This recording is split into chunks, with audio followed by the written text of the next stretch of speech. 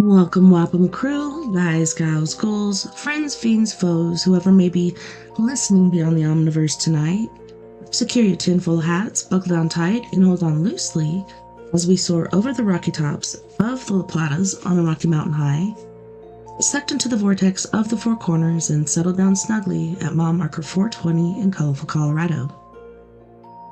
It is Sunday, February 23rd, Monday, February 24th for those of you across the pond and beyond. Good morning, good afternoon, and good evening to you, and thanks so much for joining me tonight on We Are Paradox Media's Late Night in the Rockies. If you're listening live right now, you may be listening to us on KPNL Radio, which you can find at KPNL Radio at kpnl-db.com. You can also find us on Facebook, YouTube, and Twitch under We Are Paradox Media. If you don't mind, mosey on over to our YouTube, like, subscribe, leave us any comments, whether good or bad, on any episode that you've watched. And we're about done with this book here, the Stephen King Insomnia book, so put something in there. What book would you like me to pick up next? And that being said, it is story time. We are going to finish this book tonight. I figured after we do that, we'll get into some online stories, maybe some Skinwalker stories or something like that. I don't know. We'll find something.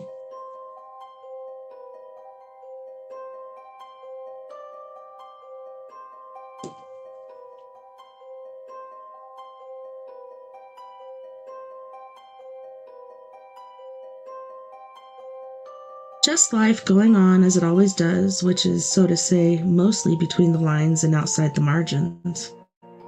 What happens while we're making other plans, according to some sage or other, and if life was exceptionally good to Ralph Roberts during those years, it might have been because he had no other plans to make. He maintained friendships with Joe Weiser and John Lydecker, but his best friend during those years was his wife. They went almost everywhere together, had no secrets, and fought so seldom one might just as well have never said.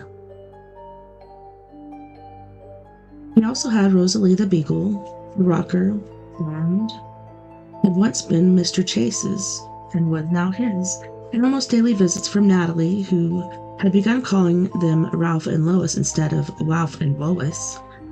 A change neither of them found to be an improvement, for he was wealthy, which was maybe the best thing of all. It was just life, full of short-time rewards and setbacks. And Ralph lived it with enjoyment and serenity until mid-March of 1998, when he awoke one morning, glanced at the digital clock beside his bed, and saw it was 5:49 a.m. He lay quietly beside Lois, not wanting to disturb her by getting up and wondering what had awakened him. "You know what, Ralph?" "No, I don't." "Yes, you do. Listen." So he listened. He listened very carefully, and after a while he began to hear it in the walls, the low, soft ticking of the death watch. Section 9. Ralph awoke at 5:47 the following morning, and at 5:44 the morning after that. His sleep was whittled away minute by minute as winter slowly loosened its grip on Derry and allowed spring to come find its way back in. By May he was hearing the tick of the death watch everywhere, but understood it was all coming from one place and simply projecting itself, as a good ventriloquist can project his voice. Before it had been coming from Carolyn, now it was coming from him. He felt none of the terror that had gripped him when he'd been so sure that he'd developed cancer, and none of the desperation he vaguely remembered from his previous bout of insomnia. He tired more easily and began to find it more difficult to concentrate and remember even simple things, but he accepted what was happening calmly. "Are you sleeping all right, Ralph?" Lois asked him one day. "You're getting these big dark circles under your eyes." "It's the dope I take," Ralph said. "Very funny, you old poop." He took her arms, wrapped them around her, and hugged her. "Don't worry about me, sweetheart. I'm getting all the sleep I need."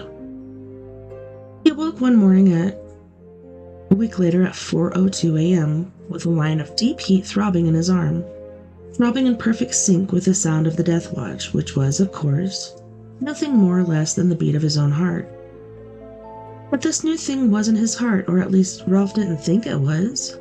It felt as if an electric filament had been embedded in the flesh of his forearm. It's the scar, he thought, and then, no, it's the promise. The time of the promise is almost here. What promise, Ralph? What promise? He didn't know. Section 10. One day in early June, Helen and Nat flew in to visit and tell Ralph and Lois about the trip they had taken to Boston with Aunt Melanie, a bank teller with whom Helen had become close friends. Helen and Aunt Melanie had gone to some sort of feminist convention with Natalie, networking with about 1 billion new kids in the daycare center, and then Aunt Melanie had left to do some more feminist things in New York and Washington.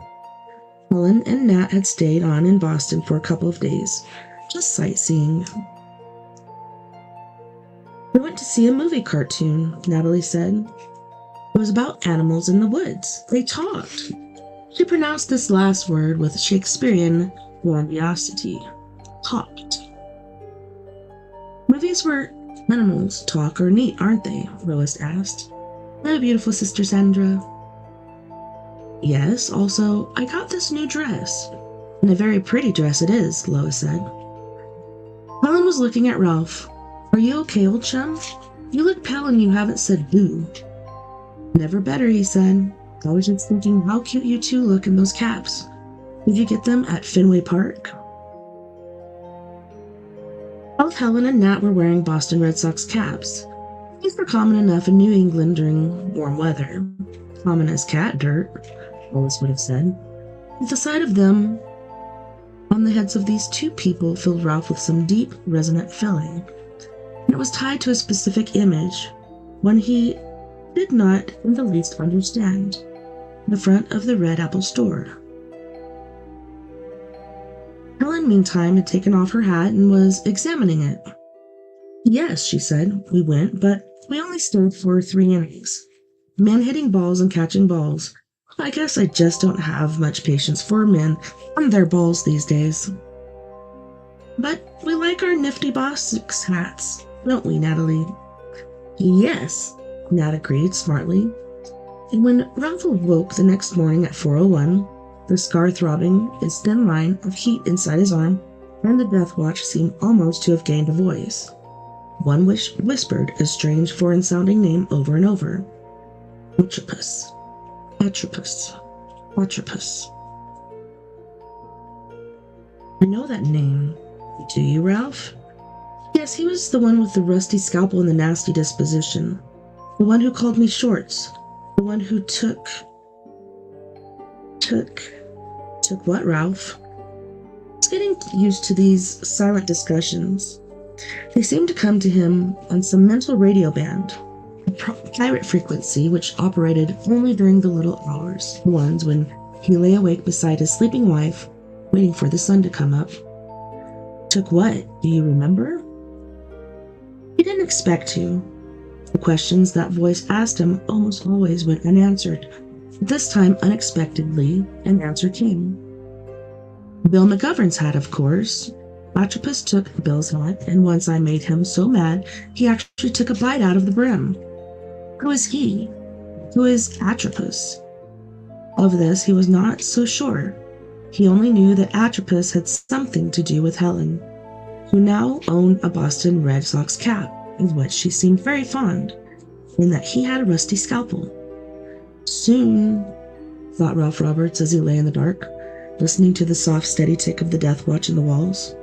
I'll know soon. Section 11. During the 3rd week of that baking hot June, Ralph began to see the auras again. Section 12. As June slipped into July, Ralph found himself bursting into tears often, usually for no discernible reason at all. It was strange. He had no sense of depression or discontent, but sometimes he would look at something, maybe only a bird winging its solitary way across the sky, and his heart would vibrate with sorrow and loss. "It's almost over," the inside voice said. It no longer belonged to Carolyn or Bill or even his own younger self. It was all its own now, the voice of a stranger, although not necessarily an unkind one. "That's why you're sad, Ralph. It's perfectly normal to be sad as things start to wind down." "Nothing's almost over," he cried back. "Why should it be? At my last checkup, Dr. Pickard said I was sound as a drum and fine, never better." Silence from the voice inside, but it was a knowing silence. Section 13. "Okay," Ralph said out loud one hot afternoon near the end of July. He was sitting on a bench not far from the place where the dairy standpipe had stood until 1985. When the big storm had come along and knocked it down, at the base of the hill near the bird bath, a young man, a serious bird watcher from the binoculars he wore and the thick stack of paperbacks on the grass beside him, was making careful notes in what looked like some sort of journal. "Okay, tell me why it's almost over. Just tell me that." There was no immediate answer, but that was all right. Ralph was willing to wait. It had been quite a stroll over here. The day was hot and he was tired. He was now waking around 3:30 every morning. He had begun taking long walks again, but not in any hope they would help him sleep better or longer. He thought he was making pilgrimages, visiting all his favorite spots in Derry one last time, saying goodbye. "Because the time of the promise has almost come," the voice answered, and the scar began to throb with its deep, narrow heat again. "The one that was made to you, and the one you made in return." "What was it?" he asked, agitated. "Please, if I made a promise, why can't I remember what it was?" A serious birdwatcher heard that and looked up the hill. What he saw was a man sitting on a park bench, and apparently having a "come on, let's go while there's still shade on this side of the—" She trailed off. The little smile she had been wearing slipped off her face. It was replaced by a look of dismay. In the gray of her aura, which had only darkened slightly during the years Ralph hadn't been able to see it, now began to glow with flocks of reddish-pink embers. "Ralph, what's wrong? What are you really going to do?" "Nothing," he said, but the scar was glowing inside his arm, and the tick of the death watch was everywhere, loud and everywhere. It was telling him he had an appointment to keep, a promise to keep. "Yes, there is, and it's been wrong for the last 2 or 3 months, maybe longer. I'm a foolish woman. I knew something was happening, but I couldn't bring myself to look at it dead on, because I was afraid. And I was right to be afraid, wasn't I? I was right. Lois." He was suddenly crossing the room to him, crossing fast, almost leaping. The old back injury not slowing her down in the least, and before he could stop her, he had seized his right arm and was holding it out, looking at it fixedly. The scar was glowing a fierce bright red. Ralph had a moment to hope that it was strictly an aural glow and she wouldn't be able to see it. Then she looked up, eyes round and full of terror. Terror and something else. Ralph thought that something else was recognition. "Oh my God," she whispered. "The men in the park, the ones with the funny names, clothes and lashes, something like that. And one of them cut you. Oh, Ralph, oh my God, what are you supposed to do?" "Now, Lois, don't you dare tell me not to take on," she shrieked into his face. Don't you dare. "Hurry," the interior voice whispered. "You don't have time to stand around and discuss this. Somewhere it's already begun to happen, and the death watch you hear may not be ticking just for you. I have to go." He turned and blundered toward the door. In his agitation, he did not notice a certain Sherlock Holmesian circumstance attending his scene. A dog which should have barked, a dog which always barked, her stern disapproval when voices were raised by the screen door, and the door itself was standing ajar. Rosalie was the furthest thing from Ralph's mind at the moment. He felt knee-deep in molasses and thought he would be doing well just to make the porch, let alone the red apple up the street. His heart thumped and skidded in his chest. His eyes were burning. "No!" Lois screamed. "No, Ralph, please don't leave." He ran after him, clutched his arm. She was still holding her paintbrush. The fine red droplets which splattered his shirt looked like blood. Now she was crying, and her expression of utter abject sorrow nearly broke his heart. He didn't want to leave her like this. Wasn't sure he could leave her like this. He turned and took her by her forearms. "Lois, I have to go." "You haven't been sleeping," she blabbed. "I knew that, and I knew it meant something was wrong, but it doesn't matter. We'll go away. We can leave right now, this minute. We'll just take Rosalie and our toothbrushes and go." He squeezed her arms and she stopped, looking at him with her wet eyes. Her lips were trembling.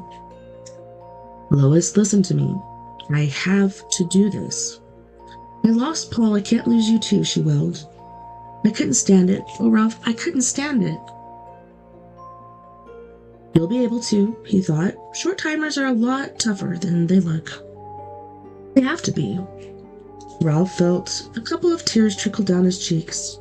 He suspected their source was more weariness than grief. If he could make her see that all this changed nothing, only made what he had to do harder. He held her at arm's length. The scar on his arm was throbbing more fiercely than ever, and the feeling of time slipping relentlessly away had become overwhelming. "Walk with me at least part way if you want," he said. "Maybe you can even help me do what I have to do. I've had my life, Lois, and a fine one it was, but she hasn't really had anything yet, and I'll be damned if I'll let that son of a bitch have her, just because he's got a score to settle with me." "What son of a bitch, Ralph? What in the world are you talking about?" "I'm talking about Natalie Dipnew. He's supposed to die this morning. Only I'm not going to let that happen." "Nat? Ralph, why would anyone want to hurt Nat?" She looked very bewildered, very our Lois.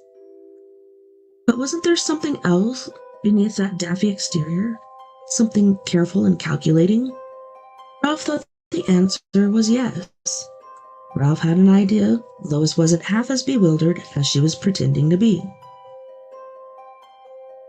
She had fooled Bill McGovern for years with that act, him too, at least part of the time, and this was just another, and rather brilliant, variation of the same old scam. What she was really trying to do was hold him here. She loved Nat deeply, but to Lois, a choice between her husband and the little girl who lived up the lane was no choice at all. She didn't consider either age or questions of fairness to have any bearing on the situation. But Ralph was her man, and to Lois, that was all that mattered. "It won't work," he said, not unkindly. He disengaged himself and started for the door again. "I made a promise, and I'm all out of time." "Break it then," she cried, and the mixture of terror and rage in her voice stunned him. "I don't remember much about that time, but I remember we got involved with things that almost got us killed. And for reasons we couldn't even understand, so break it, Ralph. Better your promise than my heart." "And what about the kid? What about Helen, for that matter? That's all she lives for.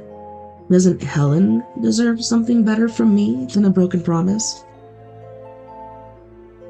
"I don't care what she deserves, what any of them deserve," she shouted. And then her face crumpled. "Yes, all right, I suppose I do, but what about us, Ralph? Don't we count?" Her eyes, those dark and eloquent Spanish eyes of hers, pleaded with him. He looked into them long enough, it would become all too easy to cry it off, so Ralph looked away. "I mean to do it, honey. Nat's going to get what you and I have already had, another 70 years or so of days and nights." She looked at him helplessly, but made no attempt to stop him again. Instead, she began to cry. "Foolish old man," she whispered. "Foolish, willful old man." "Yes, I suppose," he said, and lifted her chin. but I'm a foolish, willful old man of my word. Come with me. I'd like that. All right, Ralph. She could hardly hear her own voice, and her skin was as cold as clay. Her aura had gone almost completely red. What is it? What's going to happen to her? She's going to be hit by a green Ford sedan unless I take her place. She's going to be splashed all over Harris Avenue, and Helen's going to see it happen.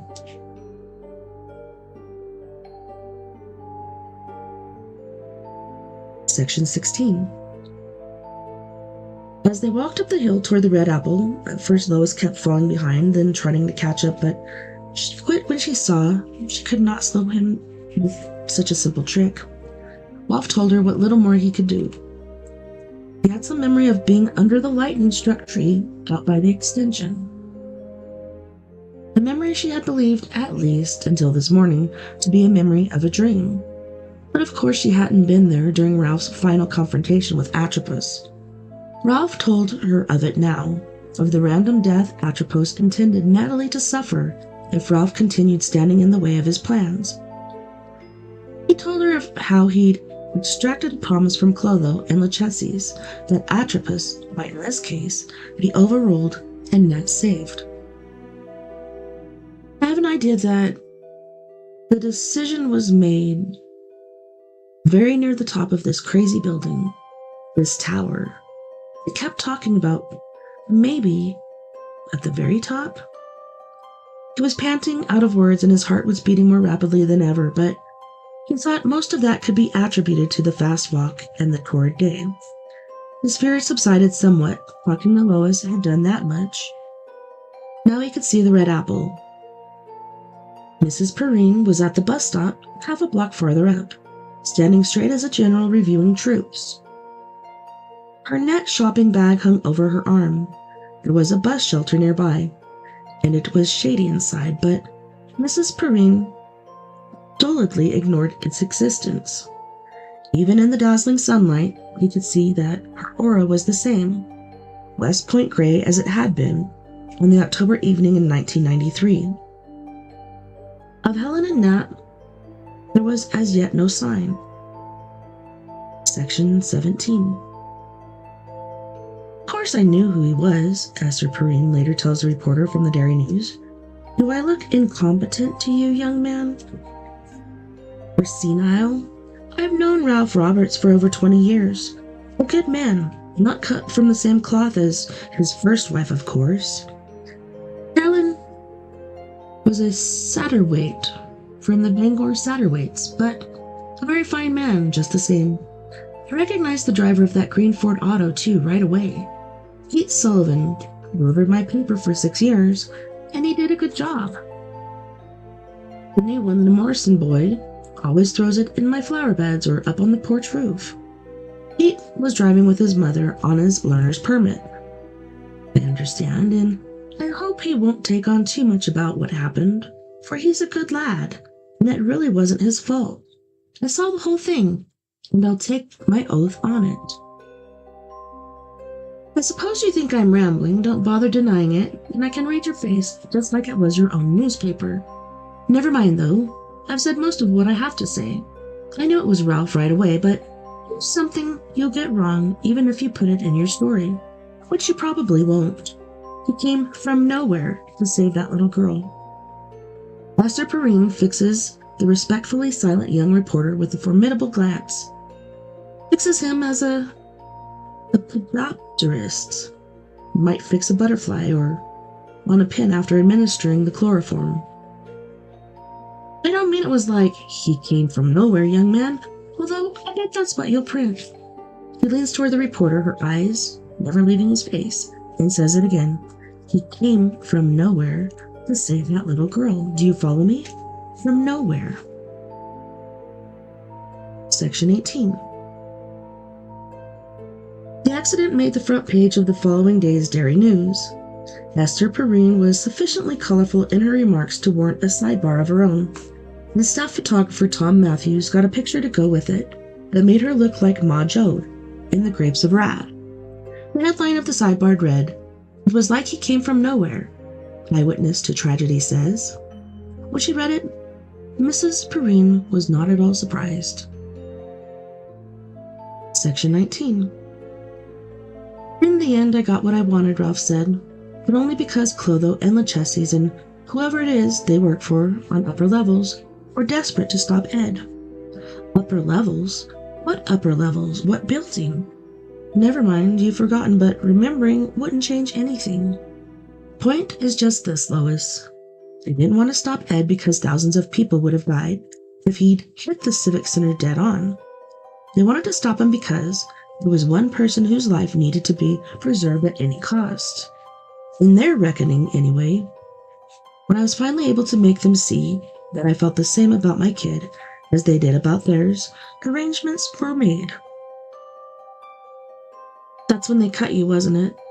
And when you made the promise, the one you used to talk about in your sleep. He shot her a wide-eyed, startled, and heartbreakingly boyish glance. She only looked back. Yes, he said, and wiped his forehead. I guess so. Air lay in his lungs like metal shavings.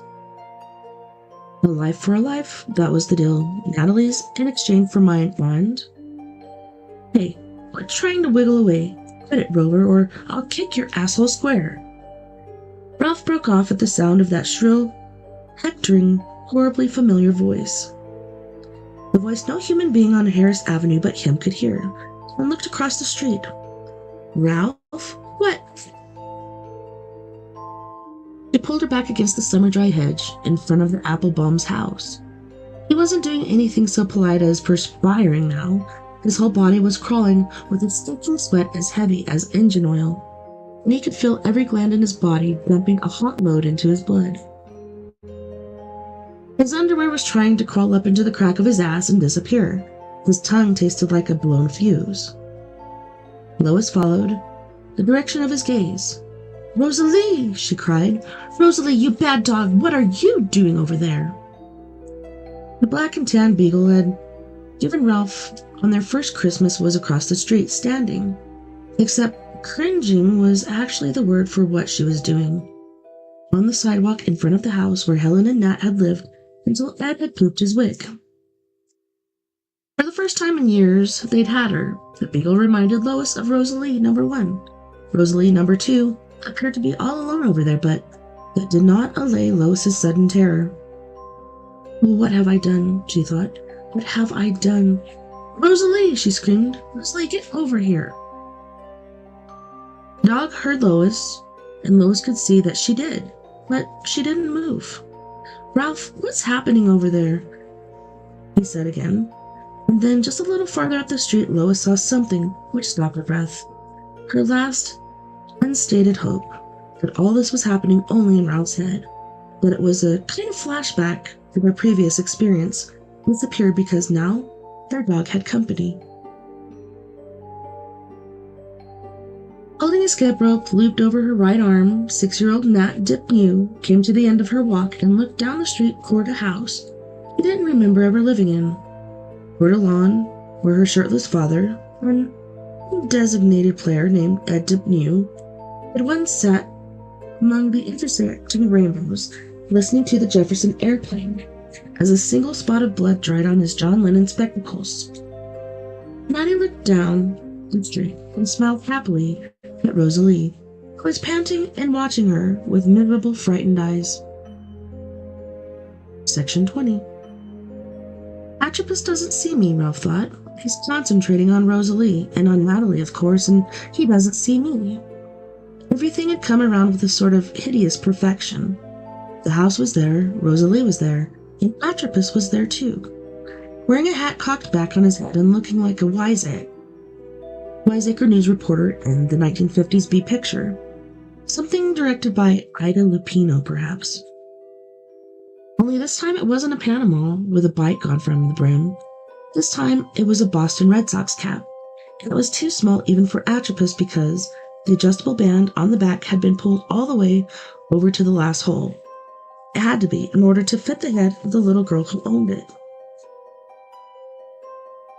All we need now is Pete, the paperboy, and the show would be perfect, Ralph thought. The final scene of Insomnia, or Short Time Life on Harrison Avenue. A tragic comedy in 3 acts. Everyone takes a bow and then exits stage right. This dog was afraid of Atropus, just as Rosalie #1 had been. And the main reason the little bald dog hadn't seen Ralph and Lois was that he was trying to keep her from running off before he was ready. And here came Nat, heading down the sidewalk toward her favorite dog in the whole world, Ralph and Lois's Rosie.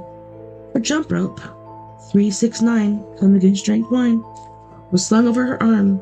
She looked impossibly beautiful and impossibly fragile in her sailor shirt and blue shorts.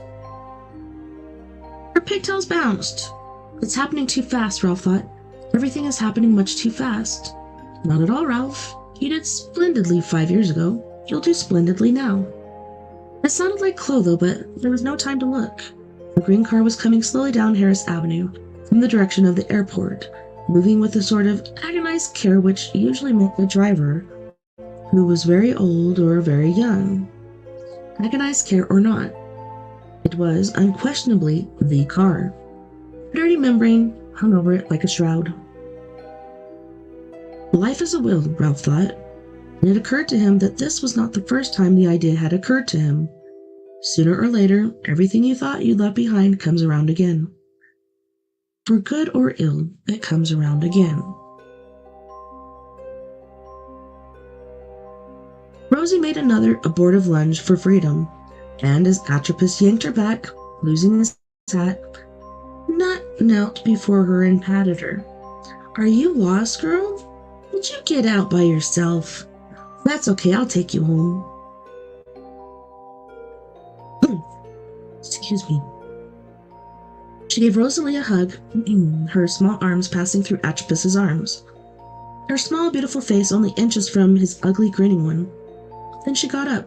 Come on, Rosie. Come on, sugar pie. Rosie started down the sidewalk at Nat's heel, looking back once at the grinning little man and whining uneasily. On the other side of Harris Avenue, Ellen came out of the Red Apple, and the last condition of the vision Atropus had shown Ralph was fulfilled. Helen had a loaf of bread in one hand. Her Red Sox hat was on her head. Ralph swept Lois into his arms and kissed her fiercely. I love you with all my heart, he said. Remember that, Lois. I know you do, she said calmly. And I love you. That's why I can't let you do it. She seized him around the neck and her arms like bands of iron. And he felt her breast push against him hard as she drew in all the breath her lungs would hold. Go away, you rotten bastard, she screamed. I can't see you, but I know you're there. Go away, and leave us alone. Natalie stopped, dead in her tracks, and looked at Lois with wide-eyed surprise. Rosalie stopped beside her, ears pricking. Don't go into the street, Nat, Lois screamed at her. Don't. Then her hands, which had been laced together at the back of Ralph's neck, were holding nothing. Her arms, which had been locked about his shoulders in a death grip, were empty. He was gone like smoke. Section 21. Atropus looked toward the cry of the alarm and saw Ralph and Lois standing on the other side of Harris Avenue. More important, he saw Ralph seeing him. His eyes widened. His lips parted in a hateful snarl. One hand flew to his bald pate. It was crisscrossed with old scars and remnants of wounds made with his own scalpel. In an instinctive gesture of defense that was 5 years too late. Fuck you, Shorts. This little bitch is mine. Ralph saw Nat looking at Lois with uncertainty and surprise. He heard Lois shrieking at her, telling her not to go into the street. Then it was Lachesis he heard, speaking from someplace close by. Come up, Ralph, as far as you can, quickly. He felt the clench in the center of his head, felt the brief swoop of vertigo in his stomach, and suddenly the whole world brightened and filled with color. He half saw and half felt Lois's arms and locked hands collapse inward near the place where his body had been a moment before. And then he was drawing away from her. No, being carried away from her. He felt the pull of some great current and understood in a vague way that if there was such a thing as higher purpose, he had joined it and would soon be swept downriver with it. Natalie and Rosalie were now standing directly in front of the house which Ralph had once shared with Bill McGovern before selling up and moving into Lois's house. Matt glanced doubtfully at Lois and then waved tentatively. "She's okay, Lois. See, she's right here." She patted Rosalie's head. "I'll cross her safe, don't worry." Then, as she started into the street, she called to her mother. "I can't find my baseball cap. I think somebody stole it." Rosalie was still on the sidewalk. Nat turned to her impatiently. "Come on, girl." The green car was moving in the child's direction, but very slowly. It did not at first look like much of a danger to her. Ralph recognized the driver at once, and he did not doubt his senses or suspect he was having a hallucination. In that instant, it seemed very right that the approaching sedan should be piloted by his old paperboy. "Natalie!" Lois screamed. "Natalie, no!" Atropos darted forward and slapped Rosalie number 2 on the rump. "Get out of here, mutt. Go on, before I change my mind." Atropos spared Ralph one final grimacing leer as Rosie yelped and darted into the street, and into the path of the Ford driven by 16-year-old Pete Sullivan. Natalie didn't see the car. She was looking at Lois, whose face was all red and scary. It finally occurred to Nat that Lois wasn't screaming about Rosalie at all, but something else entirely. Pete registered the sprinting beagle. It was the little girl he didn't see. He swerved to avoid Rosalie, a maneuver that ended with the Ford aimed directly at Natalie. Ralph could see 2 frightened faces behind the windshield as the car veered, and he thought Mrs. Sullivan was screaming.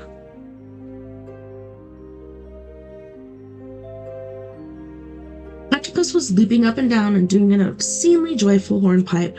"Yeah, short time, silly white hair, told you I'd fix you." In slow motion, Helen dropped the loaf of bread she was holding. "Natalie, look out!" he shrieked. Ralph ran again, and there was that clear sensation of moving by thought alone. And as he closed in on Nat, while driving forward with his hands stretched out, aware of the car looming just beyond her, making bright arrows of sun through its dark death bag and into his eyes. He clenched his mind again, bringing himself back down to the short-time world for the last time. He fell into a landscape that rang with splintered screams. Helen's mingled with Lois's, mingled with the ones being made by the tires of the Ford. Weaving its way through them like an outlaw vine was the sound of Atropos's jeers. Ralph got a brief glimpse of Nat's wide blue eyes, and then he shoved her in the chest and stomach as hard as he could, sending her flying backward with her hands and feet thrust out in front of her. She landed sitting up in the gutter, bruising her tailbone on the curb, but breaking nothing. For some distant place, Ralph heard Atropos squawk in fury and disbelief. Then 2 tons of Ford, still traveling at 20 miles an hour, struck Ralph, and the soundtrack dropped dead. He was heaved upward and backward in a low, slow arc, and it felt slow anyway from inside, and went with the Ford's hood ornament imprinted on his cheek like a tattoo, and one broken leg trailing behind him. There was time to see a shadow sliding along the pavement beneath him in the shape like an X. There was time to see a spray of red droplets in the air just above him, and to think that Lois must have splattered more paint on him than he had first thought. And there was time to see Natalie sitting at the side of the street, weeping but all right, and to sense Atropos on the sidewalk behind her, shaking his fists and dancing with rage. "I believe I did pretty damn good for an old geezer," Ralph thought, "but now I think I could really go for a nap." Then he came back to earth with a terrible mortal smack and rolled, skull fracturing, back breaking, lungs punctured by brittle thorns of bone as the rib cage exploded, liver turning to pulp, intestines first coming unanchored and then rupturing. And nothing hurt, nothing at all. Section 22. Lois never forgot the awful thud that was the sound of Ralph's return to Harris Avenue, or the bloody splash marks he left behind as he cartwheeled to a stop. She wanted to scream, but dared not. Some deep, true voice told her that if she did that, the combination of shock, horror, and summer heat would send her unconscious to the sidewalk. And when she came to again, Ralph would be beyond her. She ran instead of screaming, losing one shoe, marginally aware that Pete Sullivan was getting out of the Ford, which had come to rest almost exactly where Joe Weiser's car, also a Ford, had come to rest after Joe had hit Rosalie number 1 all those years ago. She was also marginally aware that Pete was screaming. She reached Ralph and fell on her knees beside him, seeing that his shape had somehow been changed by the green Ford. With the body beneath the familiar chino pants, and the paint splattered shirt was fundamentally different from the body which had been pressed against hers less than a minute ago. But his eyes were open, and they were bright and aware. Ralph? Yes. His voice was clear and strong, unmarked by either confusion or pain. Yes, Lois, I hear you. She started to put her arms around him and hesitated, thinking about how you weren't supposed to move people who had been badly injured because you might hurt them even worse or kill them. Then she looked at him again, at the blood pouring from the sides of his mouth, and the way his lower body seemed to have come unhinged from the upper part, and decided it would be impossible to hurt Ralph more than he had been hurt already. She hugged him, leaning close, leaning into the smells of disaster, blood in the sweat, sour acetone odor, and spent adrenaline on the outrush of his breath. You did it this time, didn't you? Lois asked. Kissed his cheek, his blood-soaked eyebrows, his bloody forehead, where the skin had been peeled away from his skull in a flap. He began to cry. Look at you, shirt torn, pants torn. Do you think clothes grow on trees? Is he all right? Helen asked from behind her. Lois didn't turn around, but she saw the shadows on the street. Helen with her arm around her weeping daughter's shoulders, and Rosie standing by Helen's right leg. He saved Nat's life, and I didn't even see where he came from. Please, Lois, say he's all right. Then the shadows shifted as Helen moved to a place where she could actually see Ralph, and she pulled Nat's face against her blouse and began to wail. Lois leaned closer to Ralph, caressing his cheeks with the palms of her hands, wanting to tell him that she had meant to come with them. She had meant to, yes, but in the end, he had been too quick for her. In the end, he had left her behind. Love you, sweetheart, Ralph said. He reached up and copied her gesture with his own palm. He tried to raise his left hand as well, but it would only lie on the pavement and twitch. Lois took his hand and kissed it. Love you too, Ralph. Always, so much. I had to do it, you see. Yes, she didn't know if she did see, didn't know if she would ever see, but she knew he was dying. Yes, I see.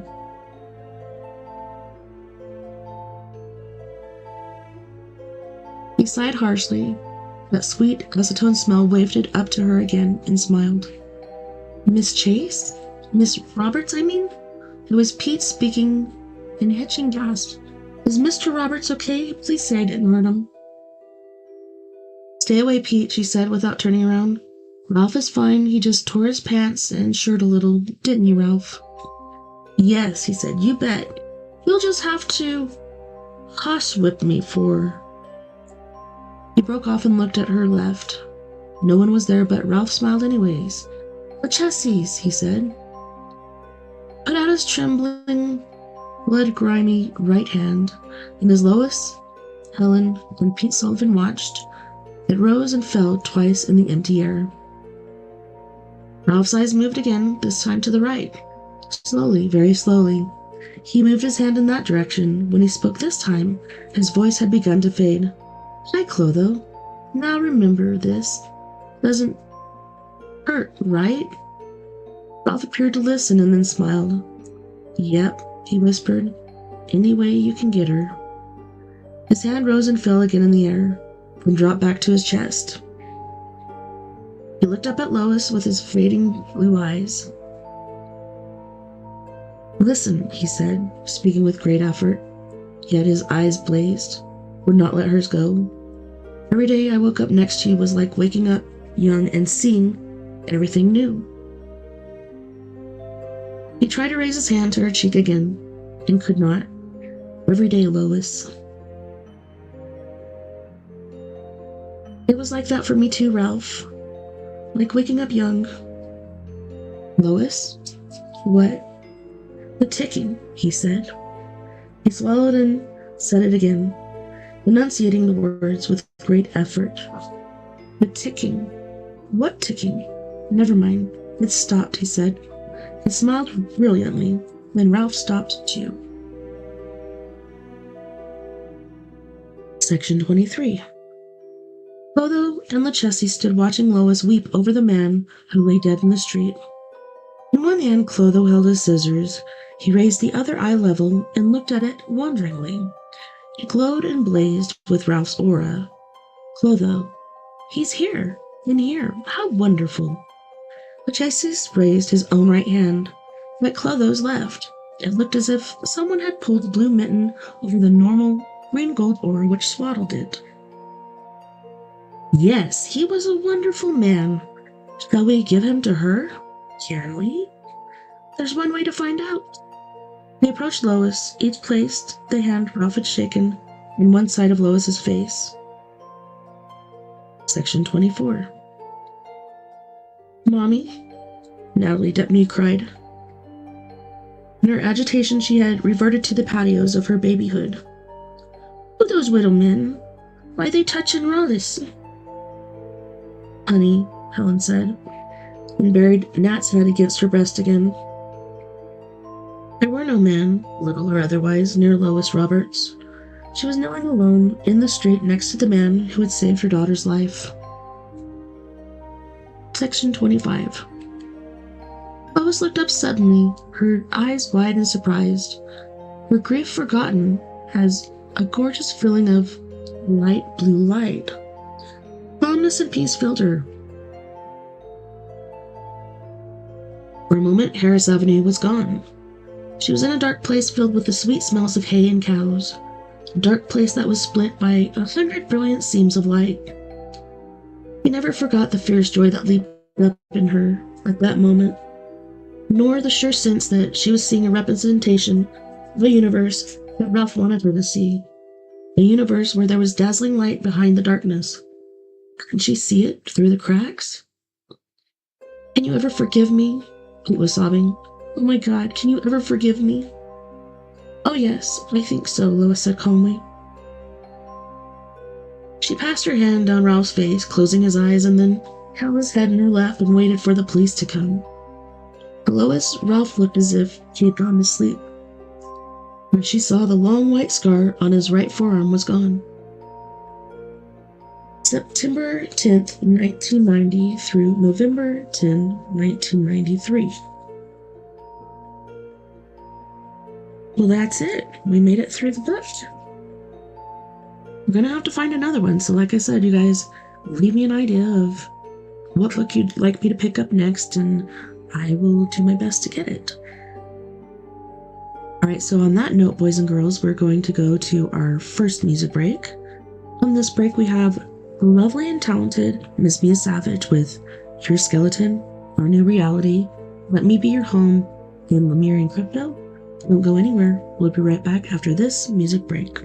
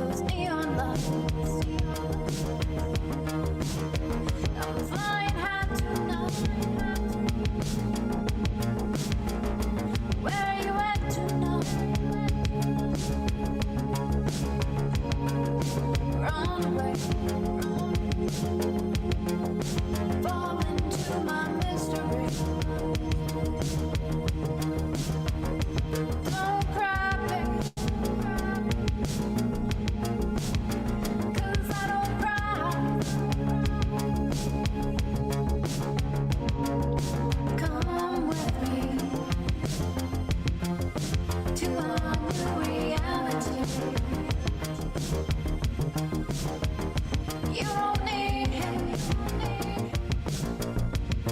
All the shit that he brings anymore. You're mine. You're mine. Tonight. You're mine.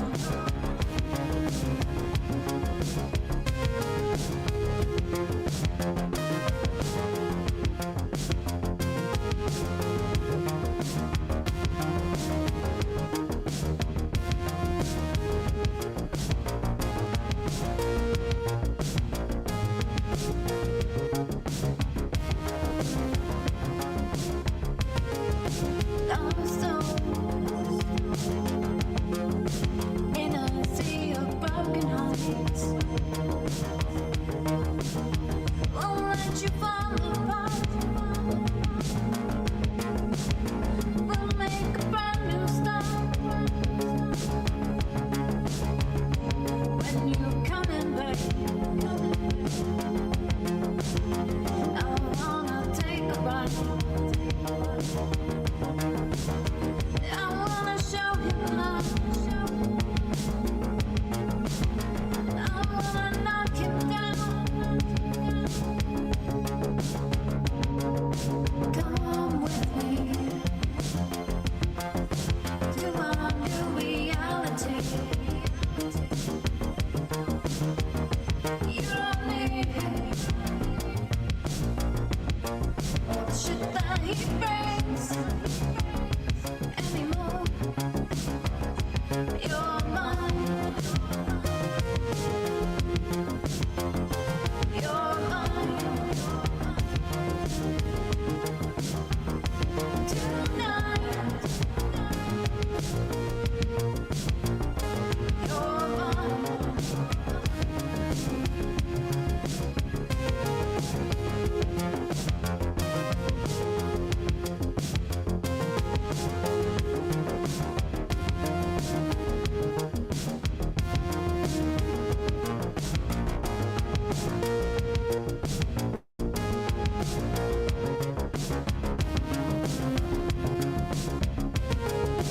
Come with me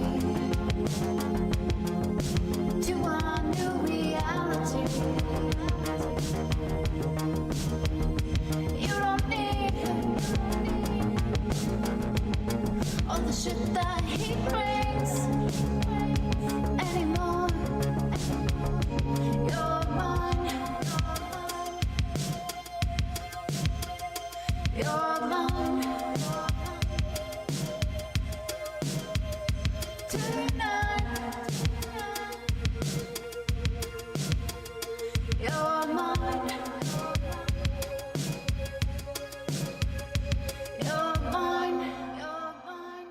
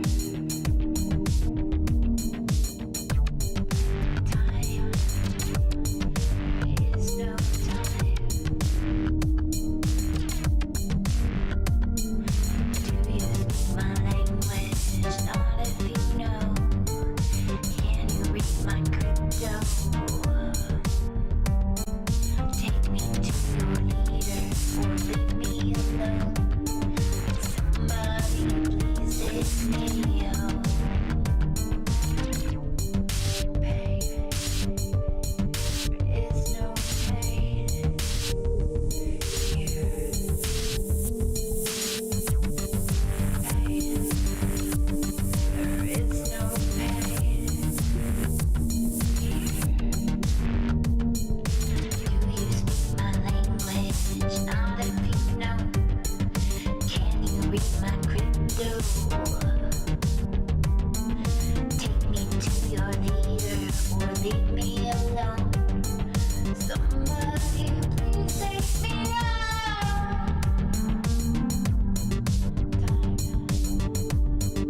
Rest of time.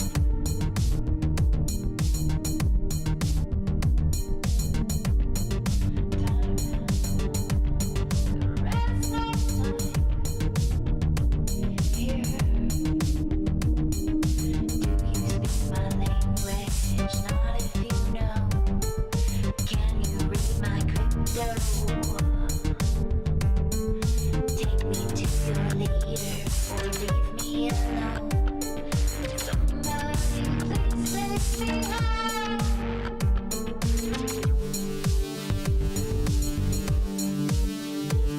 home.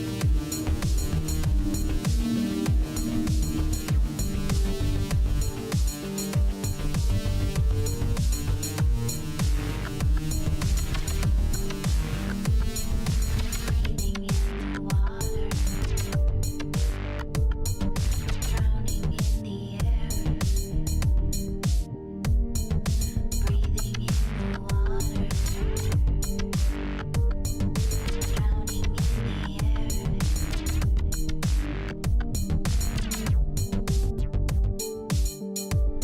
There is no time.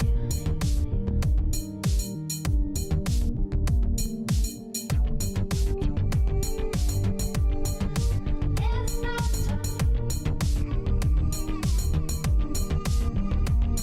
There's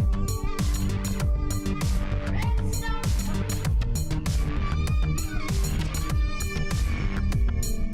Do you speak my language? Not if you know. Can you read my crypto? Take me to your leader or leave me alone. Somebody please take me home. Do you speak my language? Not if you know.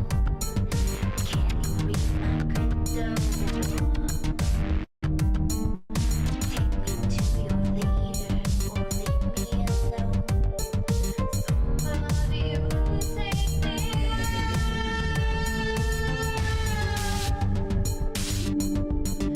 Rest of time.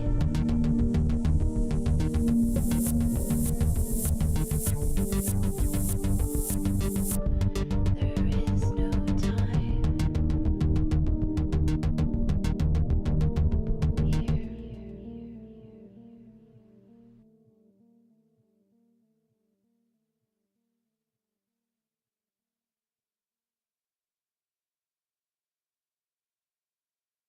Welcome back, and thanks so much for hanging out with me tonight on We Are Paradox Media's Late Night in the Rockies.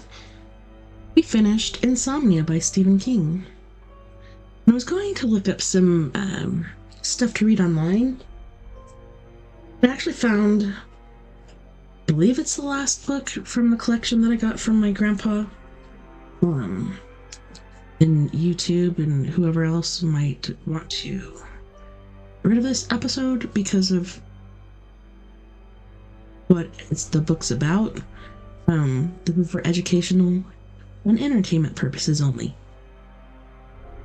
So the book is called The Nazis and the Occult: The Dark Forces Unleashed by the Third Reich.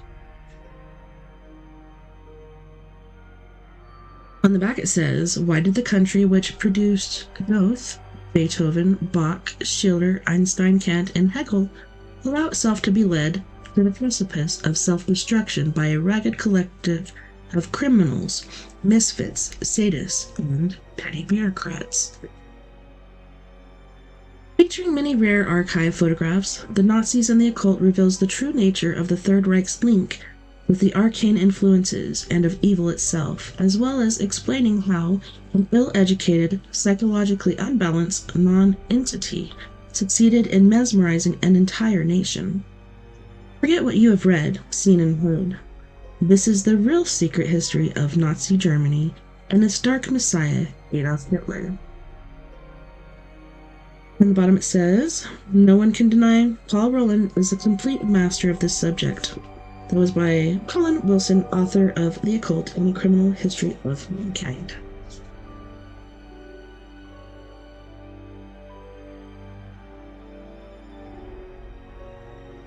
So we'll start with the introduction.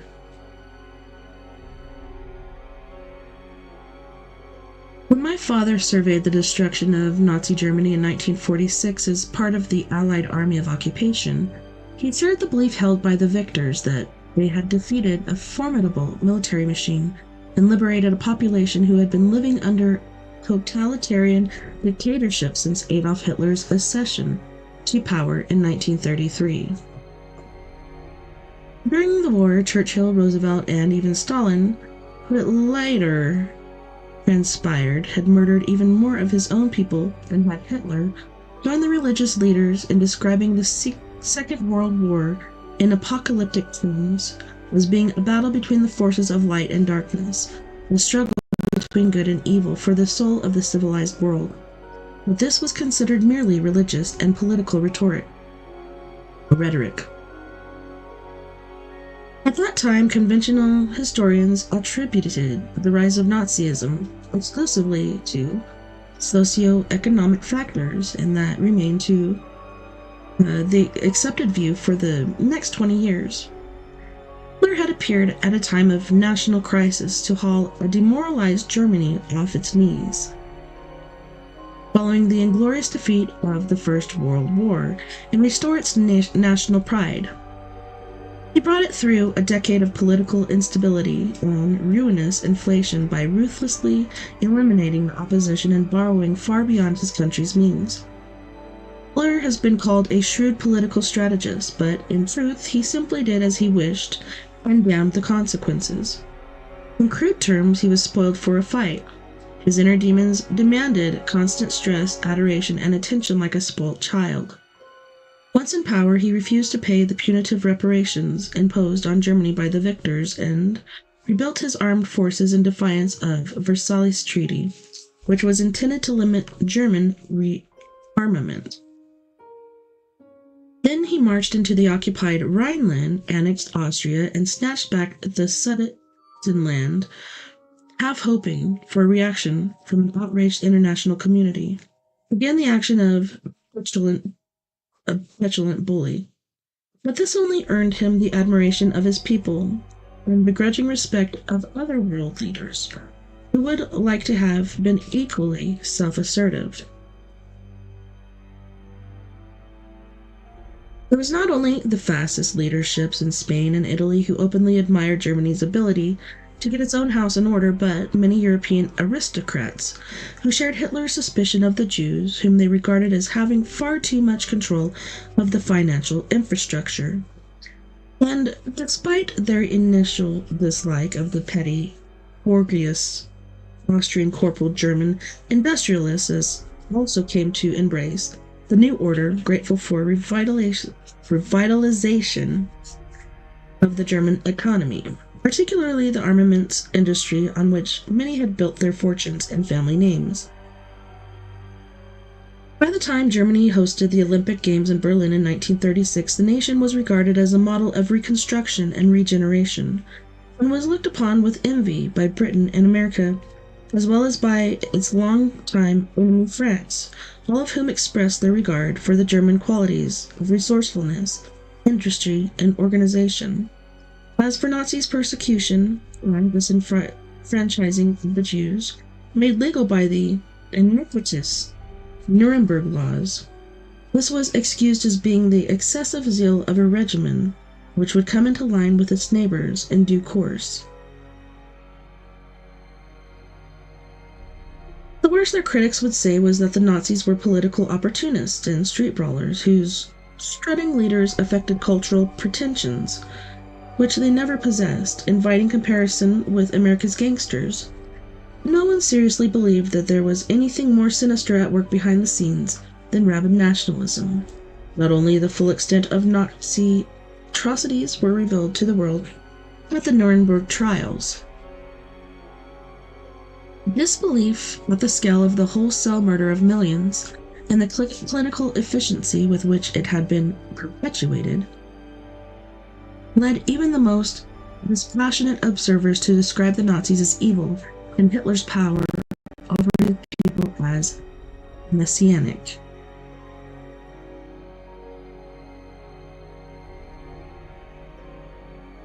But no one seemed able to answer the questions which the revelations of Nuremberg had raised, namely, how could a cultured nation which had produced Goethe, Beethoven, Bach, Schiller, Einstein, Kant, Hegel, and so many of the world's greatest thinkers and artists allow itself to be led, lemming-like, to the precipice of self-destruction by a ragged collective of criminals, misfits, sadists, and petty bureaucrats, the very dregs of its society? And why did that society so readily fall for the blatant propaganda perpetrated by men who shamelessly appealed to their basest instincts? Moreover, how could one explain the enigma of the demagogue itself? As the respected British historian A.G.P. Taylor remarked, how could a man so ignorant, so enslaved by stupid dogmas, have achieved such practical success? It seemed inconceivable that a man of Hitler's limited imagination, intellect, and avowed indolence could have galvanized a nation into following him blindly where he willed, unless there was something else empowering him, which the people sensed and entrusted with their fate. In short, what was the true name of the regime that had raised Germany from the defeat to be a master of Europe, and thence the wholesale destruction in less than 12 years? It was not until the occult revival of the late 1960s that interest in the Third Reich and its possible link with black magic gave birth to a slew of sensationalist alternative histories and fictional accounts of Nazi associations with dark forces. Popular culture of the period reflected the public's morbid fascination with the more sensational aspects of the supernatural, spawning such films as Rosemary's Baby, The Exorcist, The Omen, and The Boys from Brazil, in which mad Nazi doctor Joseph Mengele successfully cloned young boys from cells taken from Hitler's body. But the horrors were not all confined to fiction. The Age of Aquarius dawned to reveal the sadism inflicted by Nazi-loving Charles Manson and his devil-worshipping groupies, together with the ravages wrought on an entire generation by drug addiction and horrors televised daily from Vietnam. Overnight, the hippies' psychedelic dream darkened and disillusionment set in. Many began to question the nature of evil and wonder if the devil and his disciples really did exist. And if evil was a conscious entity actively seeking entry into our world, could that account for the nightmare of Nazism from which the world was just beginning to awaken? In the past 40 years, a number of writers have claimed to have uncovered truth concerning Hitler's pact with some diabolical agency, but in the main, they have merely exploited our persistent morbid fascination with the Third Reich and perpetuated the myth of Nazi involvement with the occult. It is the purpose of this book to demystify these dark fairy tales and reveal the true nature of Nazi Germany's link with arcane influences and of evil itself. Nice touchdown. I've drawn extensively on secret Nazi documents and the private diaries and correspondence of Hitler's satanic mentors, as well as those of the members of his inner circle to reveal whether Nazi ideology was indeed rooted in occultism. The intention of this book is to explain how an ill-educated, psychologically unbalanced non-entity succeeded in mesmerizing an entire nation, why the German people generated their Führer as a god, and how he exercised his power over them to the extent that they were willing to follow him to the abyss of self-destruction. Forget what you have read, seen, and heard. This is the real secret history of the Third Reich and its dark messiah, Adolf Hitler. Chapter 1. Dark Gurus. The motivating power, then, in all magical operations is the trained will of the magician. All the adjuncts of ceremonial magic, lights, colors, circles, triangles, perfumes, are merely aids in concentrating the will of the magician into a blazing stream of pure energy. And that was a quote by Francis King, Ritual Magic in England.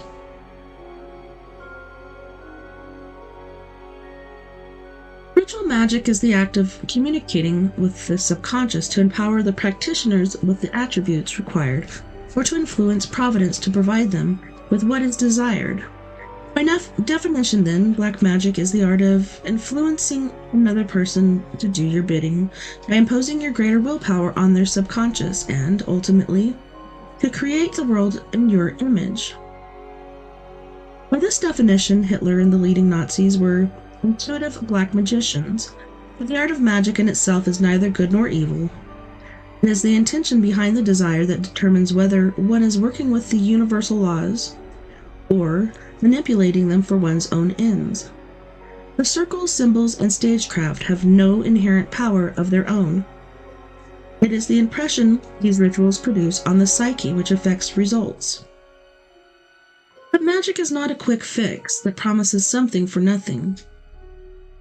As with any other demanding spiritual discipline, every magical operation is subject to the law of karma, the law of cause and effect, which states that whatever you put in will come back to you. Magic is natural to mankind, not supernatural. In its most subtle form, it is evident in the art of seduction, when one attempts to impress a prospective partner through eye contact, subtle facial expressions, body language, and an alluring intonation in the voice. Physical attraction on its own is rarely sufficient. The same ritual can be witnessed in its most primal and potent form in the animal kingdom, when certain predators literally fascinate their prey by their hypnotic movements until they are ready to strike. Magic is not a relic of the Dark Ages. It has been and continues to be practiced every day by ordinary men and women in civilized societies, as well as in so-called primitive communities. However, unless the individual is an adept who has consciously performed a ritual to create a specific effect, the results are invariably attributed to luck, fate, personal charisma, or coincidence. Magic in its truest sense is at the core of every creative act. Every desire that we bring into physical manifestation, from conceiving children to planning our home. It is also part of the process by which we draw upon our latent strengths whenever we psych ourselves up to perform extraordinary feats or pluck up the courage to face something we fear. However, for most of us, wishes and daydreams dissolve into the ether when we return to reality because we have not learned how to focus our mental energy and sustain the image we wish to bring into the being. In contrast, magicians empower their desires with sufficient vital energy by focusing their mental and emotional resources on the specific object. This then takes on a reality in the higher worlds and eventually manifests in our material world in the form of envisaged. Ritual magicians employ various theatrical effects to assist them to get into character, perform what is effectively the central role in modern mystery play, a sacred act in which they identify with a god who personifies a specific attribute that they wish to awaken within themselves. If they wish to strengthen their intuitive powers, for example, they will assemble artifacts corresponding to the moon, the planetary body associated with that aspect of their personality. They will decorate their room with drapes of color corresponding to the chosen planet, and place associated objects on the altar, again to attune them to the quality which that planet represents. Even the incense will be chosen to focus magician's mind on the single principle. The conjurations will then be carried out in a consecrated circle, sealed with sacred signs and symbols which define the magician's sphere of influence. In such an atmosphere, the magician's consciousness will be raised from the mundane to a higher state of awareness, a greater reality where the real inner work of transformation can be done. Ambitious and successful individuals invariably achieve what they aspire to because They practiced this form of inner temple magic, now known as Jungian psychologists and New Age gurus, as creative visualization. Hitler possessed a vision of himself as a leader of Germany, and he ensured that he was in the right place at the right time to seize the opportunity that he had created. His sense of destiny and of being protected by Providence was nothing more than his intuitive sense of his own ability to manipulate people and events or within his sphere of influence. The most obvious demonstration of this ability was the staging of the Führer's public appearances at the Nuremberg rallies. When he withdrew from public life during the war, his power diminished and his acolytes were reduced to squabbling among themselves. But the Nazis have not been the only organization to exploit the power of ritual mass manipulation. Their effective use of magic, lights, and sexual imagery, rock concerts can be as potent as any pagan rite. Religious organizations also acknowledge the value of ritualized worship. They use candles, incense, and symbols, and the hypnotic quality of prayer to create a sense of unity, climaxed with sharing of some form of sacrament, which is as theatrical and potentially transforming as any magical ceremony. Every political parties and commercial corporations practice a crude form of magic when they use a memorable symbol or slogan to impact or enforce their desire for whatever it is that they are selling, be it commercial merchandise or an ideology. Nevertheless, in modern times, few movements have used ritual magic and its attendant paraphernalia as effectively as the Nazis. What made them even more dangerous was the fact that they were unaware that they were doing so, and consequently they were unable to control the forces that they had invoked. Such forces have been traditionally envisaged as demons and devils, but they are merely the manifestation of our unconscious fears and desires. It is not necessary to believe in the existence of evil as a conscious entity to unleash it. The intention to dominate and manipulate is sufficient for evil is entirely man-made. The Nazi hierarchy were intuitive magicians who exercised their will over the German nation by their unconscious exploitation of powerful arcane symbols, evocative music, quasi-religious ritual, and, most significant of all, cultural archetypes. Archetypes. Archetypes are universal figures which personify abstract qualities, characteristics, or ideals, such as the hero, the villain, the mother, the father, the magician, the witch, or seductress. They are common to all cultures around the world and feature in myths and folk tales, where they represent specific personality types that are likely to be encountered in real life.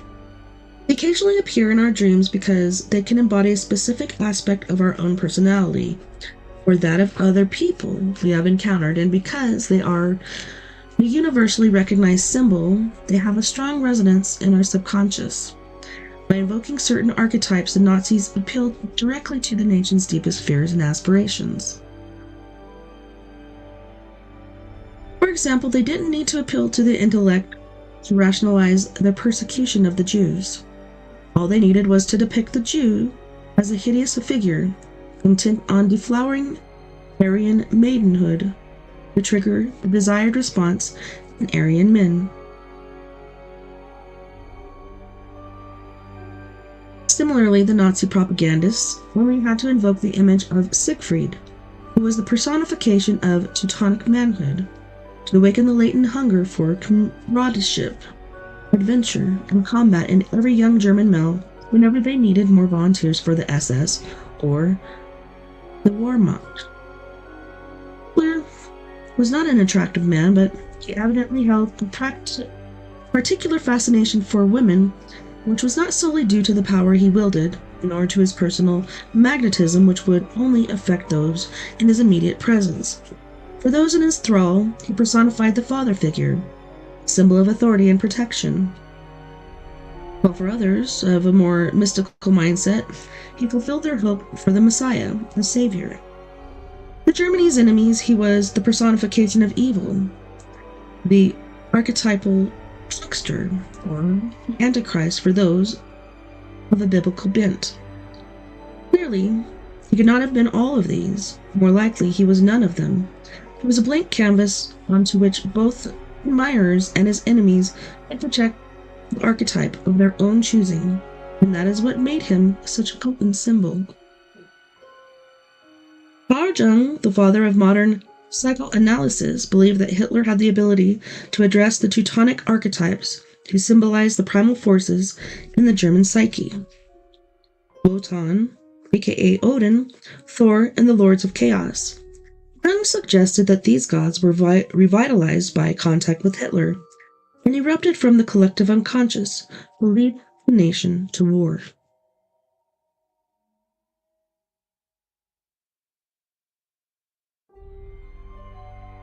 The dawn of the magicians. Natural magic or physical magic is nothing other than the deepest knowledge of the secrets of nature. Del Rio, 16th century. The true meanings of the words magic and occult are misunderstood by those outside the esoteric tradition.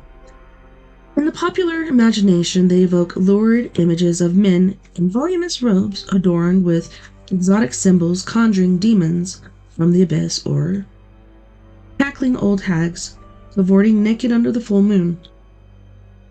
Such scenarios were, however, the invention of the medieval mind and specifically the early church, which created the devil and his disciples to frighten followers of the old religion into abandoning their beliefs and instead put their faith in the Messianic Savior who promised to redeem them from original sin.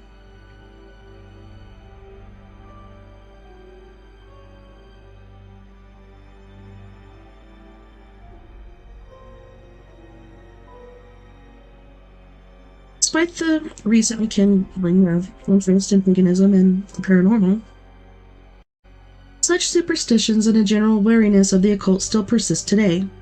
It is no wonder, then, that few can accept the idea that Hitler and his Nazi regime might have been practitioners of the black arts. I cannot imagine the brown-shirted bullies of the SA, Jung, and the black uniform legions of the SS, Staffel, forming a satanic coven, or Hitler and Himmler standing in a magic circle uttering the barbarous words of invocation. For Hitler to guarantee world domination. But if the original meaning of the word occult is understood to mean simply that which is hidden or unknown, then a truer definition of magic is that which involves the exercising of will to bring about a change that would not occur naturally, and a compelling case can be made from Hitler having practiced black magic and the Nazi era being manifestation of demonic power. Such a sense does not, of course, just appear like Mephistopheles at the adept's invitation. The stage must be set, the time of the ritual chosen to coincide with favorable alignments of the stars, and the necromancer needs to prepare himself to risk being overwhelmed by demonic forces he seeks to invoke. Such preparations were in place in Germany at the turn of the 20th century. Warrior breed? As an idealistic young man, Guido von List, 1848 to 1919, believed himself to be the last and long, illustrious line of Nordic warrior magicians, known as the Arminen, after the chieftain Arminius, whose blonde, blue-eyed ancestors had driven the Roman legions out of Germany. At the age of 14, he had knelt before a ruined altar in the crypt of St. Stephen's Cathedral in Vienna, renounced his Catholic faith, and committed himself to building a temple to Wotan.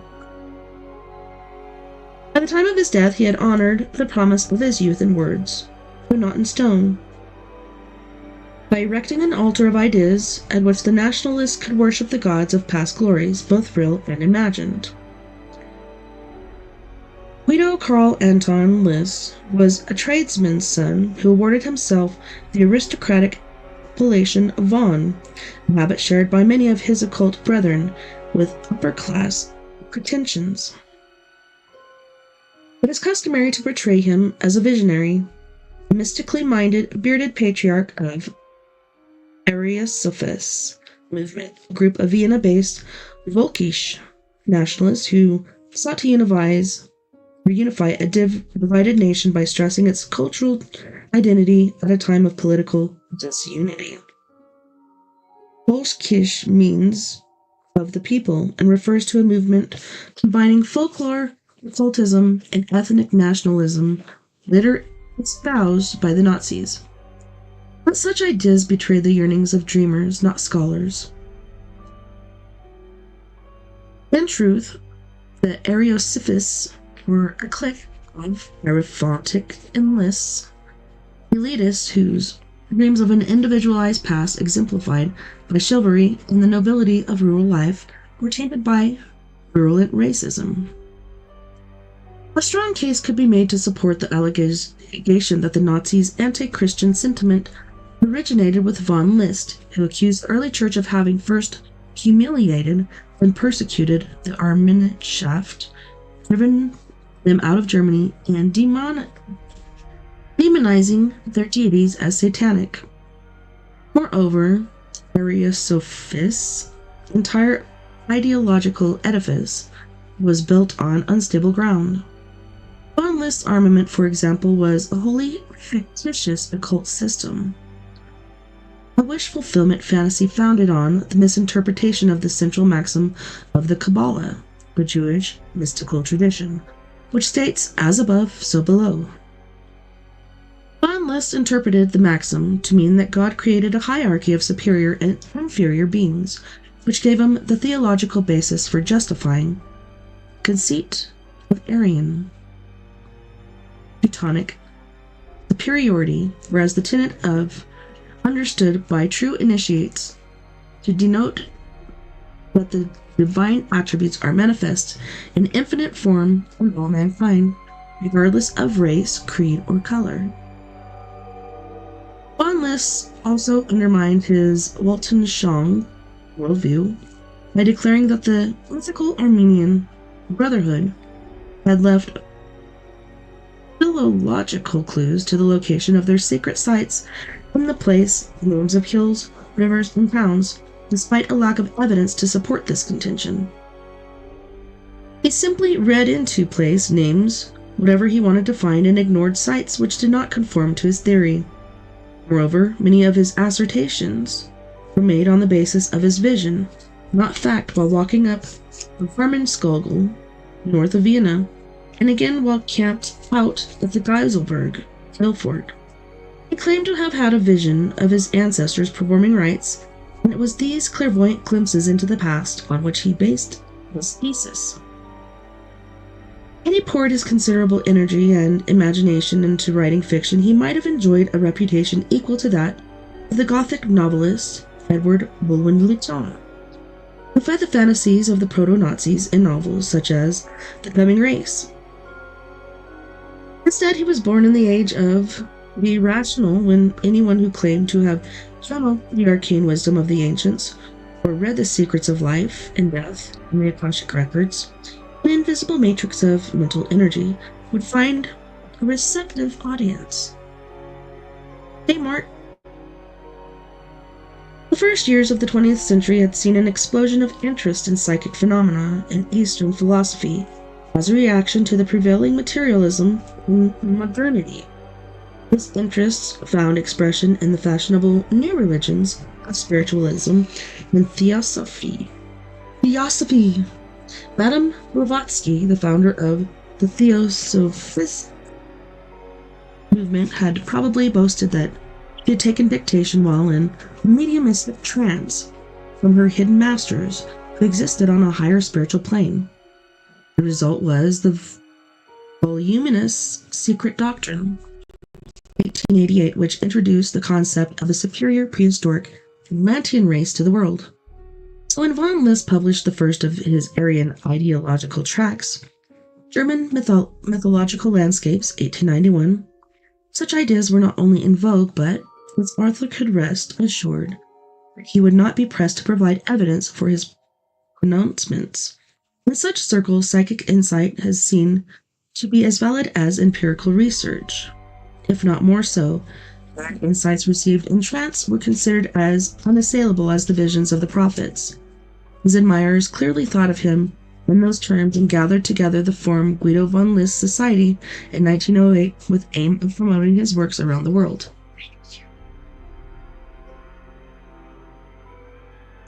The second annual conference of the Theophysical Society, held in London in 1907, a German admirer, von Ulrich, introduced von List's theories to a receptive worldwide audience, love of the fatherland.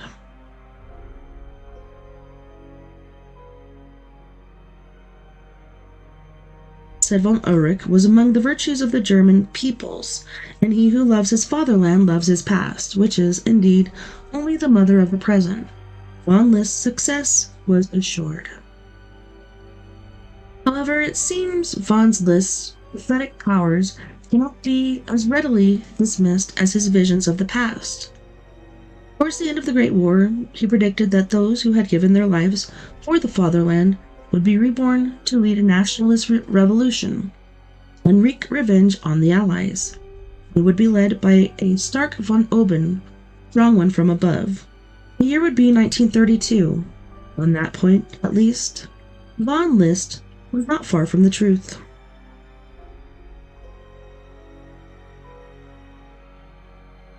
The Germanian Order.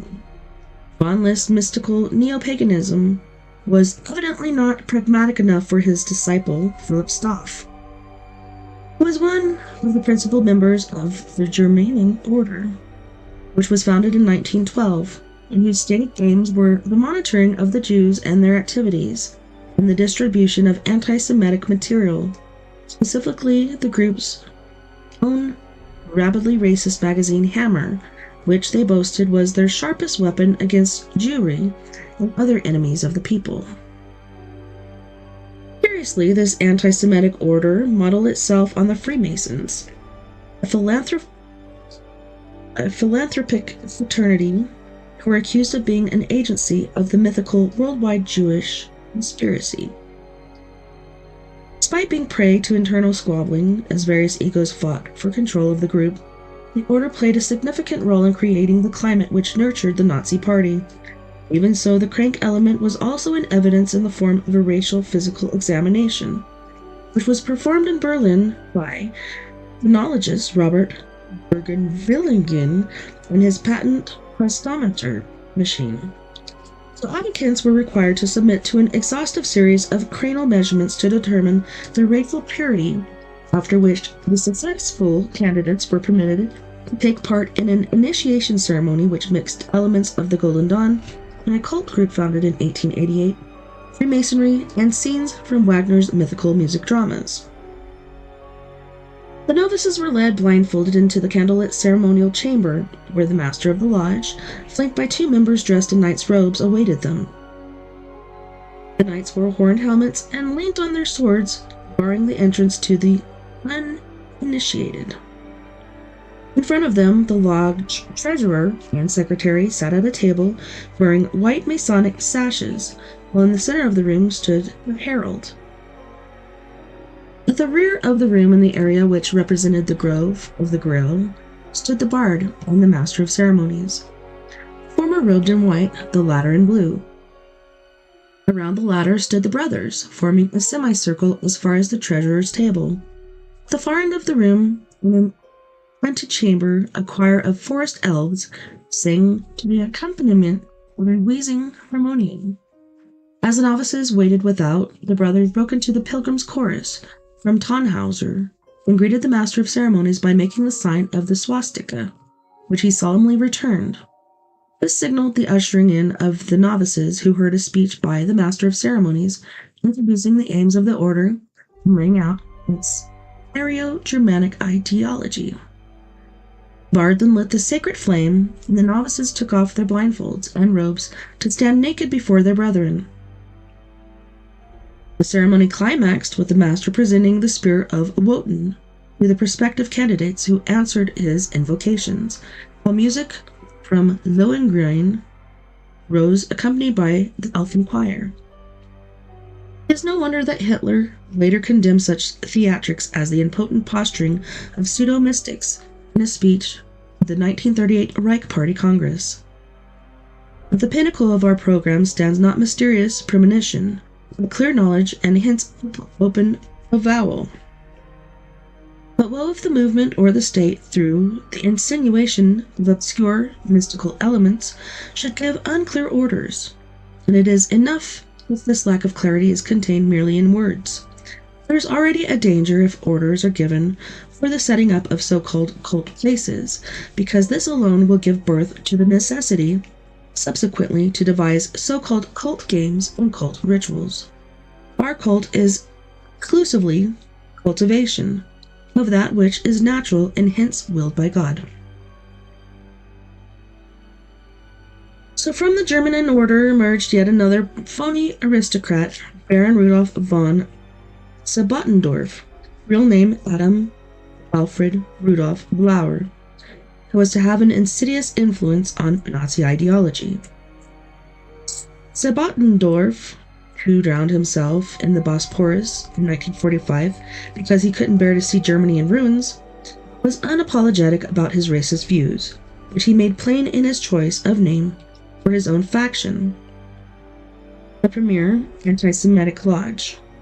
Candidates had to prove that the purity of their blood went back 3 generations and submit to having their skull measurements taken to confirm their racial suitability. Such ideas were not, as one might expect, on the fringe of German politics, but at its core. It is a popular misconception that the Nazis instigated German anti-Semitism. The growth of the Volksjude cult subculture demonstrates the existence of deep-rooted racism in Germany preceding the Nazi era. Hitler merely exploited it. By the outbreak of the Great War, there were some 100 Germanian order lodges across Germany. When their younger members volunteered or were conscripted in 1914, they brought their racist ideology with them into the trenches.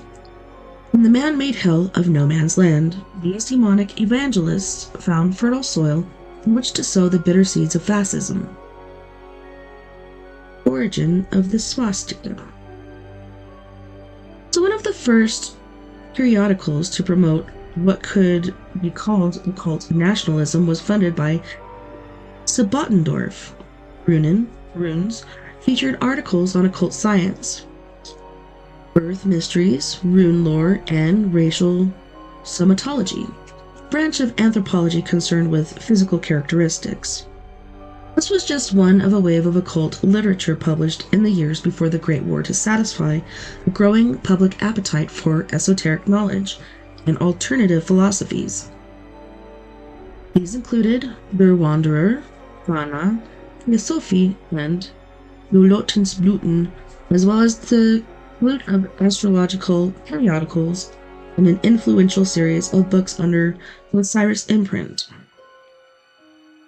To promote his beliefs in his magazine, Sebottendorf sponsored a separate study group to explore the basis for belief in the lost continent of Thule, the Nordic Atlantis, which he asserted was the origin of the Teutonic race. The Thule group included future Nazi philosopher Alfred Rosenberg and Hitler's mentor Dietrich Eckart. This prompted Sebottendorf to boast Thule members were the people to whom Hitler first turned and who first allied themselves with Hitler, although there is no evidence that Hitler attended any of their meetings.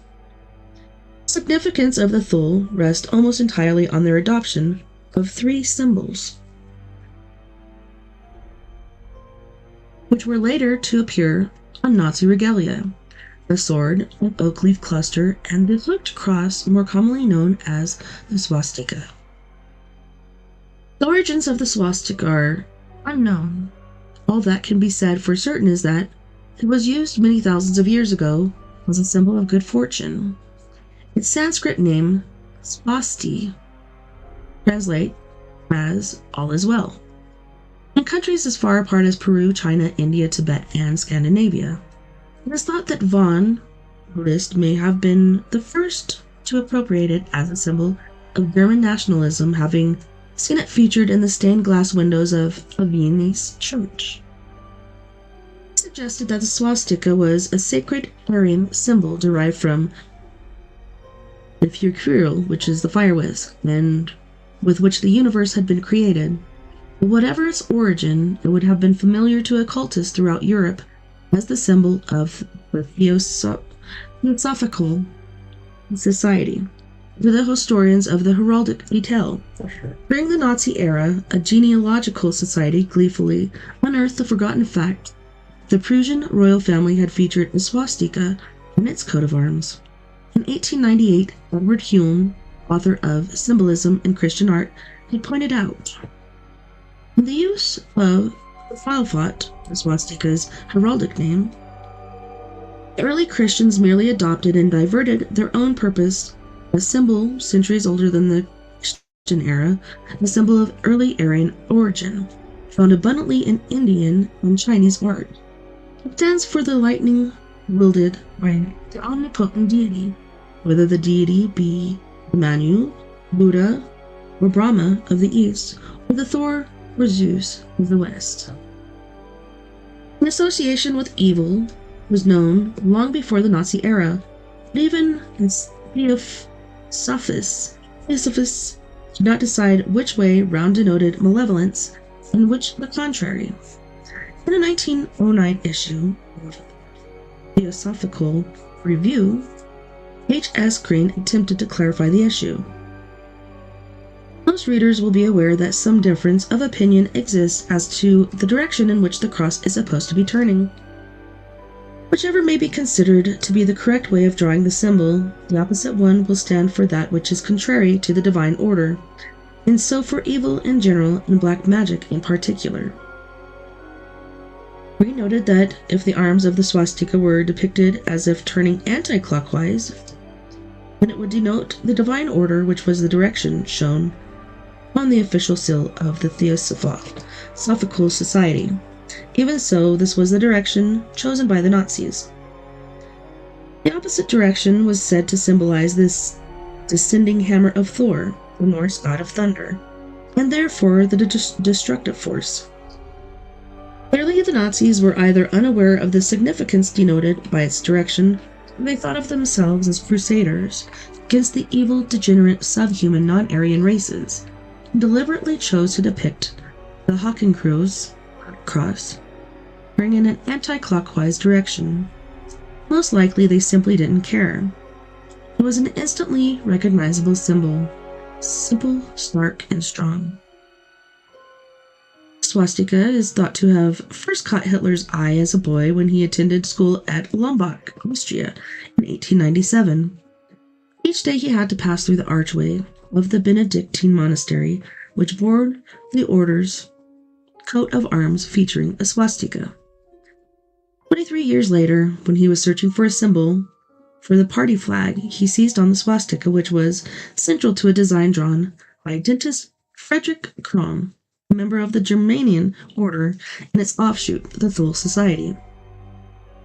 It featured a black swastika on a white circle within a red field, the white symbolizing national unity and the red representing the bloodshed for the cause, although the official line was that the red represented the party's socialist aspirations. Kron's swastika spun clockwise, which Hitler insisted be reversed. Curiously, it is in the Jewish esoteric teachings known as Kabbalah, which forms the foundation of the Western magical tradition, that the counterclockwise direction of the swastika, as used by Hitler, is understood to denote evil. Perhaps Madame Blavatsky thought that the subject did not merit further consideration. Perhaps she had higher matters on her mind.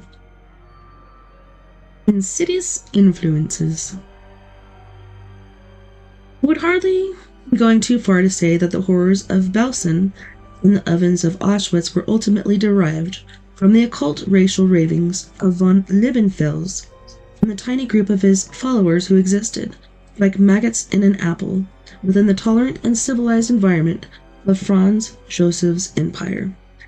And that was Francis King, Satan and Swastika, I guess is the name of the book. Upon this more fervent disciple, Franz von Liebenfels was another counterfeit aristocrat.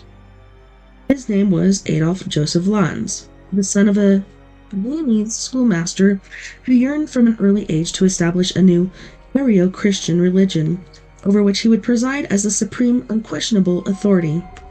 He was obsessed with the pomp and pageantry of religious rituals and burned with fanatical piety, which was matched by an equally obsessive interest in sex. In 1893, at the age of 19, he had taken holy orders at the Cistercian monastery in Heiligenkreuz, but was defrocked for unspecified transgressions 6 years later. In a fit of pique, he formed his own religious order, the Order of the New Templars, which was built on the belief that God and evil were at war in the world, the former being embodied in the Aryan and the latter in their racial inferiors, the Aplings. The Aryans, said Levenfils, worshipped the god Fraja Pistis, a Gothic name for Jesus, who demanded the sacrificial slaughter of the subhumans to purify the world. Once again, the parallels with the Nazis are striking.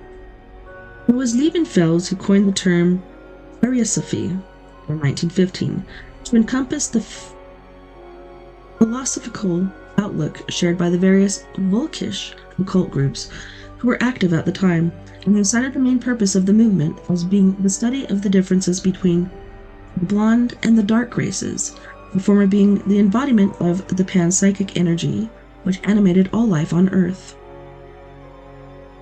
In Levenfels' scheme, the Aryans were God incarnate, whose esoteric teachings and mastery of the occult sciences had been long lost through their descendants' preoccupation with technology and the pleasurable diversions of this world, specifically carnal knowledge of inferior races. In so doing, they had forfeited their rightful place in the natural hierarchy. Aryan man was to have a chance to reclaiming his birthright. Levenfels declared he must look for clues to justify his claim to power in the heraldic devices and names of his ancestors, and also in the psychic record of history impressed on the ether, the Akashic records, which could be assessed through such esoteric arts as palmistry and astrology. Like von Liszt, von Levenfels was possessed of a restless energy and intellectual curiosity, but unfortunately it was directed toward an unproductive and perverse end. Accordingly, he attempted to find a scientific basis for his religious beliefs by forcing the facts to fit his theory, discarding any evidence that proved inconvenient with a shrug, as if to say, scientists will never fully understand the incomprehensible mysteries of God and his universe. Hitlers and his irrational philosophers, Horbiger, Willigut, and Wirth, to name but three, were to use the same argument to justify their wild fantasies, which also flew in the face of the facts. While they waxed ecstatic over the possibility of unearthing archaeological evidence to support their belief in race of prehistoric Nordic supermen, Levenfels was getting hot under the collar at the thought of rampant sexual ceremonial rites in the forests of the fatherland. He interpreted the story of the fall of man in the Bible as a warning against bestiality, which he surmised had been the chief occupation of the chosen people, the Aryans, and the reason for their downfall. Under this delusion, he decoded the Passion as the attempted rape of Christ by the pet pygmies of a satanic cult of beastmen who were devoted to interbreeding. A specious mix of theology and anthropology synthesized in a new and dangerous quasi-science that became known as theozoology.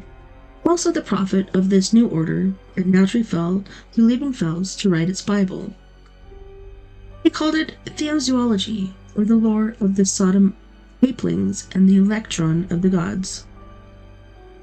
A monomaniacal rant betraying the author's repressed sexuality and a hatred for women, which almost rivaled that of his hatred for the Jews.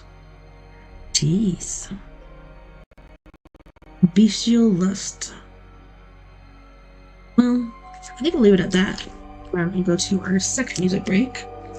On this break, we have the lovely and talented Miss Mia Savage with her band Antidote for Savages, and she will be singing The Bottom Line, Bury Me in Heaven, Not a Phase, and Singing to Your Grave. You guys don't go anywhere. We'll be right back after this music break.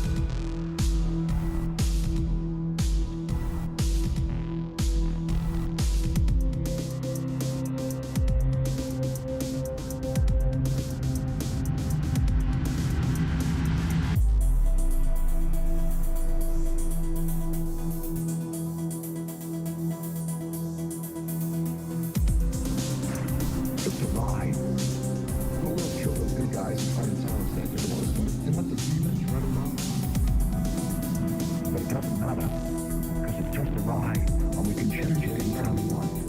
It's all we need is a choice. No record, no work, no job, no savings or money. Just a choice right now between fear and love.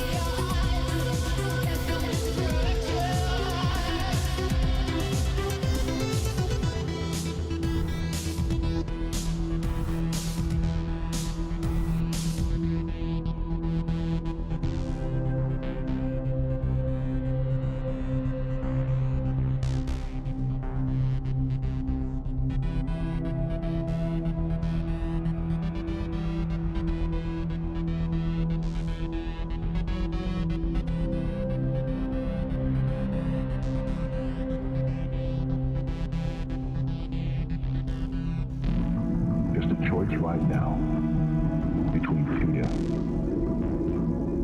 and love.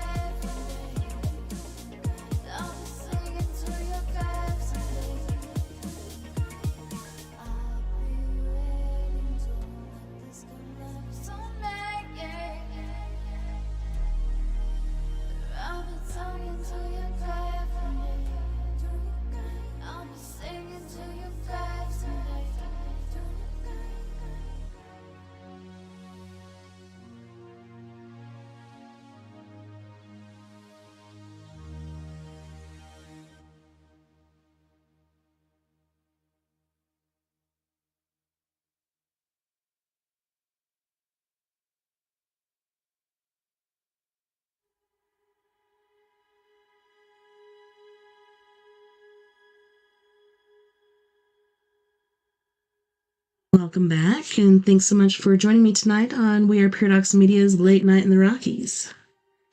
Tonight we're doing story time with me, TessaTNT. We finished our Stephen King book, Insomnia, and we have started another book called The Nazis and the Occult, The Dark Forces Unleashed by the Third Reich.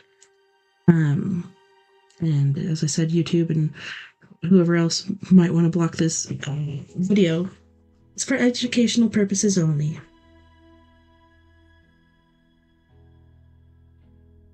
Alrighty then. Bestial lust. He damned women as weak for submitting so willingly to bestial lust, presumably only when it involved sex with a racial inferior, and urged that they should be conscripted as brood mothers in eugenic convents, where they would be serviced by Aryan males to ensure the purity of the race. In an effort to restrict the breeding of the inferior races, the state could order them to be forcibly sterilized, enslaved, or even incinerated. It's no wonder that the abbot of Highlandcruse refused his final wish to be buried within the monastery grounds. When Liebenfels raised the swastika flag over the battlements of Orphenstein Castle in 1907 to inaugurate his new order of Templar Knights, his admirers believed that they were witnessing the dawn of a new epoch in German history, which would usher in a cultural and spiritual renaissance. Had they known what he would later write to a member of their order in 1932, they might not have been so eager to see the era come into being. Hitler is one of our pupils. He will one day experience that he, and through him we, will one day be victorious and develop a movement that will take the world and make the world tremble. In fact, there's no evidence that Hitler was ever a member of the order, though it is possible that he and Liebenfels exchanged a few words one day in 1909 when Hitler reputedly called at the offices of Ostara, a magazine edited by Liebenfels, to purchase a number of back issues, but the source of this story was von Liebenfels himself.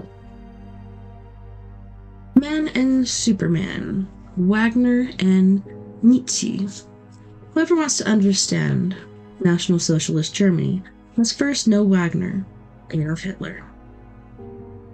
No history of the Third Reich occult or otherwise would be complete without at least a brief mention of two men who were profound influence on Hitler and Nazi ideology: composer Richard Wagner and philosopher Friedrich Nietzsche. The former inspired Hitler with the idea of his war against the communists and Jews was a mystical crusade, while the latter provided him with the belief that there was an intellectual argument to justify his global ambitions and a logical basis for his fanatical beliefs.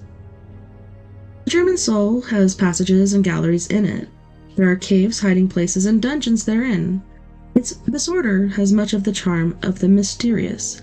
The German is well acquainted with the bypaths to chaos.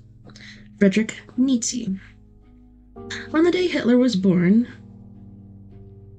Nietzsche, 1844 to 1900, had made a prophetic comment in his notebook. I know my destiny. Someday my name will be associated with the memory of something monstrous.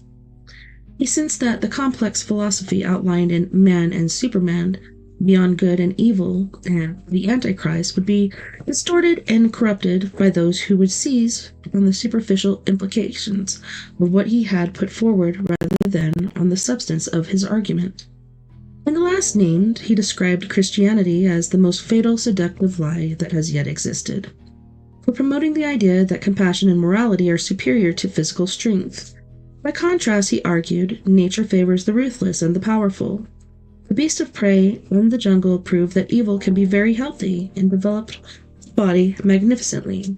Only the warrior is truly free. He equated democracy and mediocrity, degradation, and the diminution of those whose strength of purpose should allow them to rule over the weak and live beyond the constraints of human concepts such as good and evil. Carried away by his vision of rampant self-determination, he described the magnificent blonde beast of German manhood, roaming wantonly in search of prey and victory. That was a phrase he lived to regret. Another was his call for an end to democracy, and the establishing of a new order under the Master of Masses, one who will dominate and rule Europe. Frightening individual will bring an end to the long spun out comedy of little states, as well as democratic many wildness. The time for politics is past. The next century will bring the battle for the domination of the earth. For all his urging of youth to throw off the shackles of conformity, he feared unlimited state control, and anti-Semitism made him physically sick. As a matter of honor with me, to be absolutely clean and unequivocal in relation to anti-Semitism, namely opposed to it, as I am in my writings. He also fiercely against German nationalism. Behold the Germans, the lowest, most stupid, most common race that exists on earth.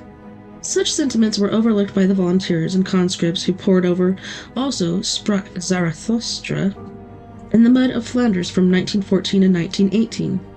One line in particular no doubt escaped their notice. In prophesying the appearance of the Master of Masses, Nietzsche had referred to him as the last man, because he would be the one to initiate Armageddon. And this last man he described as the most despicable. Twilight of the Gods. When I hear Wagner, it seems to me that I hear rhythms of a bygone world. Imagine to myself that one day science will discover, in the waves set in motion by the ring-cold, secret mutual relations connected with the order of the world. Adolf Hitler, Mein Kampf. Wagner provided the musical setting for Hitler's vision of German global domination. His epic melodramas are a granite monument in music to the grandeur of Aryan superiority and sacrifice. Without Wagner's Sturm und Drang, Storm and Stress, tempered with pastoral interludes, Nazism would not have acquired its mythic undertones. Both Theodore Roos, a practitioner of tantric sex magic, and Sar Laudon, a French writer on the occult, believed that Wagner was an intuitive magician. By drawing on Platonic mythology and its Aryan archetypes, Wagner was able to attribute heroic qualities to German manhood and motherhood while demonizing their enemies. Parsifal, for example, which celebrated Christian mysticism in the Late of the Night's Search for the Holy Grail, was conceived as a sacred mystery play, a musical rite to be experienced rather than simply enjoyed as high art. Wagner stressed its secondary or occult function by insisting performances be restricted to the Opera House of Bayreuth, which later became a place of pilgrimage for Wagner connoisseurs who wished to share the sacrament with the composer. Hitler acknowledged the magical element in the music when he remarked, "For me, Wagner is something godly, and his music is my religion. I go to his concerts as others go to church." When listening to Parsifal, Hitler admitted to be transported into an extraordinary state, a mystical dream world, in which he could endure the tensions of his turbulent nature. In contrast to Nietzsche, Richard Wagner, 1813 to 83, was an instinctive anti-Semite with no intellectual basis for his beliefs. His anti-Semitism erupted from professional jealousy. He despised his contemporaries, Mendelssohn and Meyerbeer, because he thought their music was frivolous, but he wasn't shrewd or sensible enough to criticize them for this. Instead, he attacked them on the basis of their religion, as if the shallowness of their music was indicative of their race. Wagner believed that he could establish a national cultural identity by creating great German art, which would be an expression of the national spirit and its ideals. He thought that he could only do this if he purged German art of its impurities, by which he meant the Jewish element. In an effort to achieve this, he adopted right-wing rhetoric and his countrymen's ingrained suspicion of the outsider by pointing an accusing finger at the Jews, whom he denounced as the embodiment of the abstract forces of modernity and social disintegration, which exemplified everything he considered alien to the German soul. His interminable, rambling essays on race, politics, and art had as deep and lasting an influence on Hitler's as did his music, prompting one commentator to liken his pernicious essay, Judaism in Music, to the lighted match an arsonist will toss into a room soaked with petrol. Wagner made it socially acceptable for educated Germans to be anti-Semitic, and that alone damns him in the minds of many who cannot hear his music without recalling its more sinister associations. Chapter 2: The Spear of Destiny. Though he, who has boldly risen from the abyss through an iron will and cunning, may conquer half the world, at the abyss he must return. Already a terrible fear has seized him. In vain he will resist, and all who still stand with him will perish in his fall. Goethe, The Awakening of Epimenes. Act 2, Scene 4. On an overcast afternoon in early autumn 1913, a grim-faced, wretched-looking youth stood shivering outside the Hofburg Museum in Vienna's historical Heldenplatz, with his sketchbook, and watched as first spots of rain blurred his latest watercolor. At the time, Adolf Hitler was 19, practically destitute, and in a state of almost constant despair. He had failed to gain admission to Vienna's prestigious Academy of Fine Arts, or to the City School of Architecture, and was reduced to sharing a shabby single room with a childhood friend in a squalid part of the city. His dead mother's savings were almost spent, and he had little prospect of earning a living from selling his postcard-sized pictures. Vienna's bourgeois shunned peddlers, and, besides, Hitler's sketches were crude and characterless. He was suddenly forced to face the fact that his hopes of becoming an architect and being entrusted with rebuilding the capital were nothing more than the wishful daydreams of youth. If he was to avoid becoming another vagrant on the streets of Vienna, he needed inspiration and a keen sense of purpose. He was to find both that afternoon in the most unlikely of places. The Hofburg Museum was a dull mausoleum dedicated to the past glories of Habsburg dynasty, which Hitler despised. As far as the future Führer was concerned, they symbolized the old, degenerate aristocracy who had denied their German origins. As the rain clouds opened, he reluctantly sought refuge among the relics of Austria's imperialist past. According to crypto historian Trevor Ravenscroft, author of the highly questionable but often quoted Spear of Destiny 1972, Hitler paid scant attention to the exhibits as he walked through the musty, ill-lit galleries, hung with dark oil paintings in ornate gold frames and lined with artifacts in glass cabinets. In the Schatzkammer, or treasure house, he paused before a display of ancient relics known collectively as Reichlenoden, unaware of the significance of what he was looking at. So deep was he in his own thoughts. It was only when a tour guide began to address a party of foreign visitors that crowded around him that Hitler was awakened from his reverie. The guide pointed to an ancient spearhead, and then I heard the words which were to change my whole life. There is a legend associated with this spear that whoever claims it and solves its secrets holds the destiny of the world in his hands, for good or evil. The spearhead, known officially as the Sword of St. Maurice, was rumored to be the Holy Lance, or spear of Longinus, with which a Roman centurion had pierced the side of Jesus before he was taken down from the cross after his crucifixion. For this reason it was deemed to possess magical properties and was thereafter known as the Spear of Destiny. Charlemagne, 742 through 814, the first Holy Roman Emperor, was said to have attributed his unbroken string of victories to his possession of this spear. He died shortly after it had fallen from his hand, when his horse had reared and thrown him to the ground. A similar fate befell the 12th century German conqueror, Frederick Barbarossa, who dropped the spear while crossing a river in Asia Minor and was immediately struck down and killed. In between, no fewer than 45 emperors had carried it before them, ensuring victory on the battlefield and in the Senate.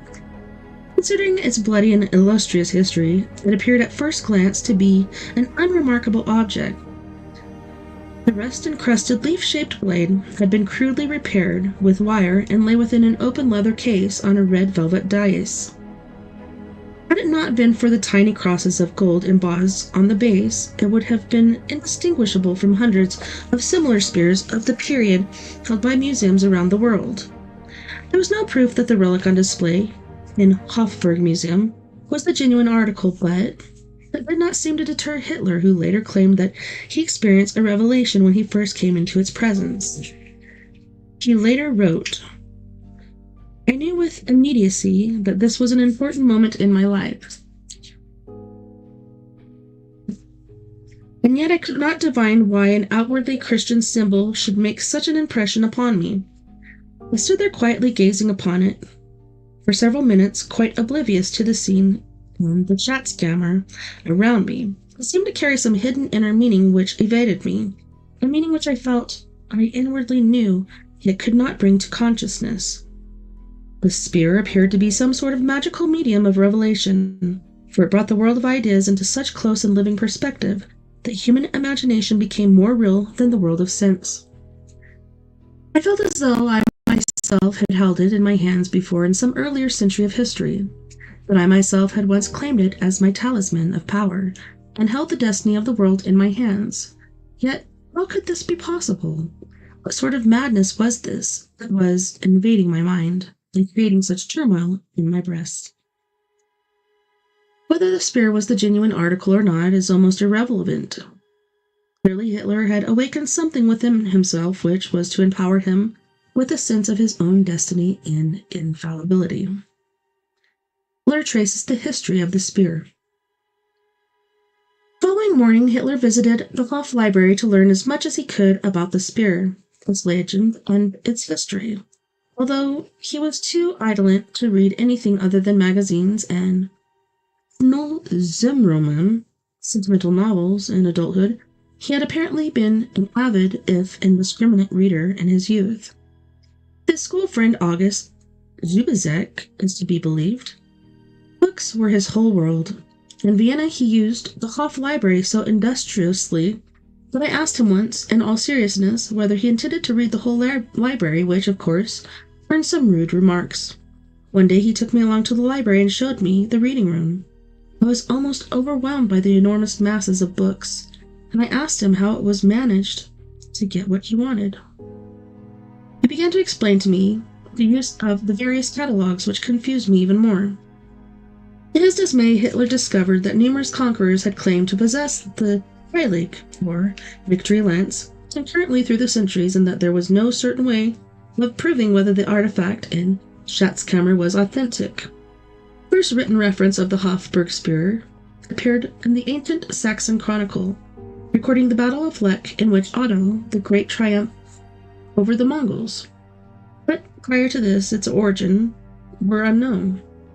According to the crypto-historian Trevor Ravenscroft, author of The Spear of Destiny, Hitler returned later that afternoon to the Schatzkammer for a second look at the object, for it now obsessed him.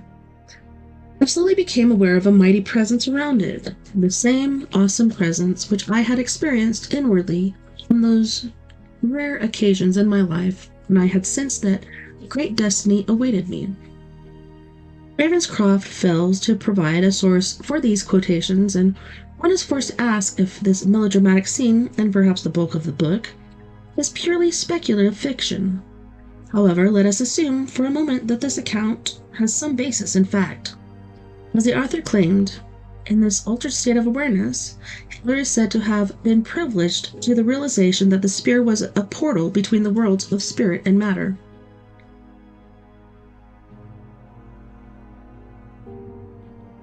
The air became stifling, so that I could barely breathe. The noisy scene of the treasure house seemed to melt away before my eyes. I stood alone and trembling before the hovering form of the Superman, Übermensch, a spirit sublime and fearful, a countenance intrepid and cruel. In holy awe I offered my soul as a vessel of his will. And then came the vision which decided his destiny. A window in the future was opened up to me, through which I saw in a single flash of illumination a future event by which I knew beyond contradiction that the blood in my veins would one day become the vessel of the folk spirit of my people. It is thought that the revelation Hitler referred to was a vision of the future in which he saw himself entering Vienna in triumph on the day Austria was assimilated into the Reich on March 12, 1938. In a speech before the ecstatic crowds celebrating Anschluss in the Austrian capital, he appeared to refer to that same vision when he said, "Providence has charged me with a mission to reunite the German peoples. I have lived for it, and I believe I have now fulfilled it." And it was on that day that he ordered the removal of the Habsburg regalia to Germany aboard an armored train. Enter Dr. Stein.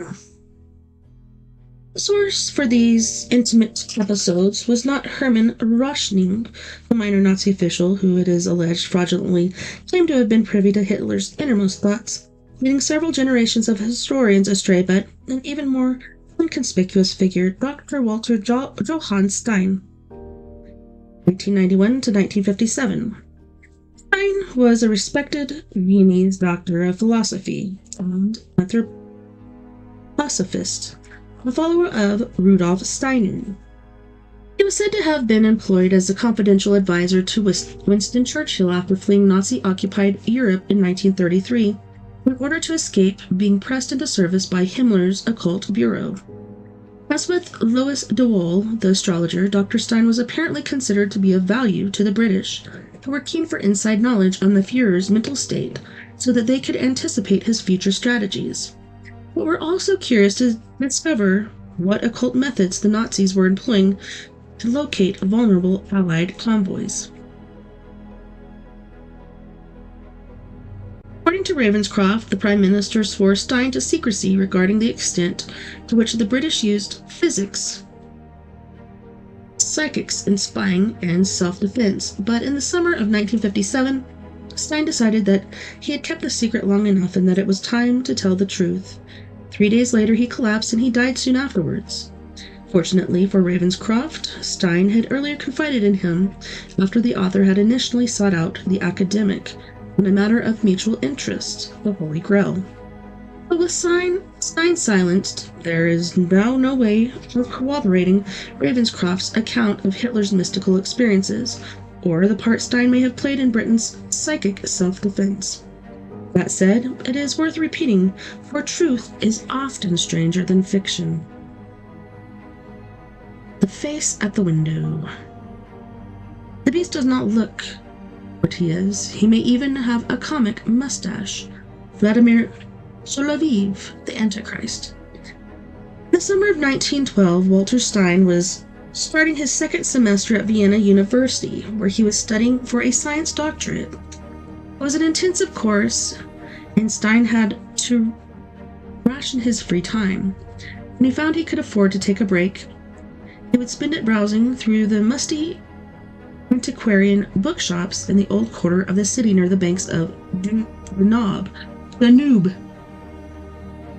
At the back of one ill-let shop, he is said to have chanced upon an annotated leather-bound copy of Wolfram von Eschenbach's epic prose poem, Parzival, annotated with insights and comments by someone who evidently had a thorough knowledge of their subject and more than a passing acquaintance with occult philosophy.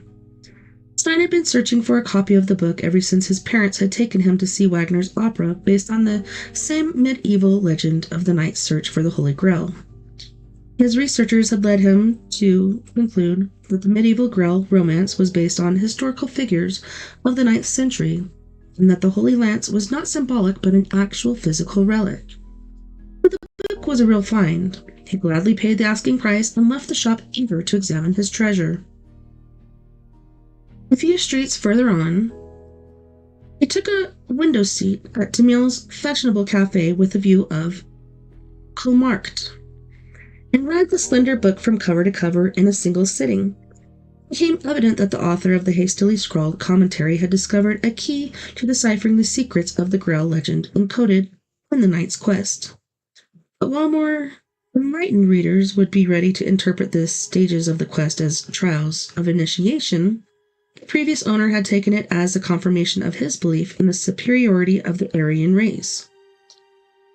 The marginalia revealed that their author despised the Christian ideal and possessed a working knowledge of the black arts. By the time Stein closed the book, we are told, he realized he had been reading the footnotes of Satan. Little did Stein suspect that within the hour, he would come face to face with its diabolical author in a moment more contrived than a scene from the Mills and Boon romantic novel. We are asked to believe that Stein then looked up from his book to gaze into the face of its starving, wild-eyed author, looking hungrily through the window at the rich Viennese gorging themselves on cream cakes and coffee. Hitler was dressed in a greasy, threadbare black overcoat several sizes too large and frayed trousers. His toes could be seen poking through the cracks in his shoes like a caricature of Charlie Chaplin. In fact, one suspects that Chaplin provided Ravenscroft with the inspiration for his tragicomic scene rather than Stein. When Stein left the cafe, the vagrant with the grizzled hair and comical mustache was still lingering in the coal mart, selling his postcard-sized watercolors. On impulse, Stein pressed a handful of marks into the artist's hand and accepted 3 sketches unseen before making his way back to his lodgings. There he laid them out beside the book that he had engrossed in the cafe.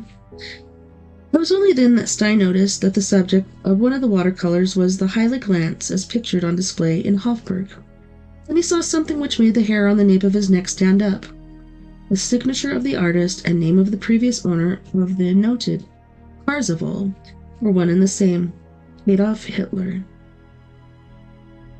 Quite apart from the ludicrously contrived coincidences which characterized Ravenscroft's account, there are a number of factual anomalies which raise serious doubts as to the veracity of the events recorded in the Spear of Destiny.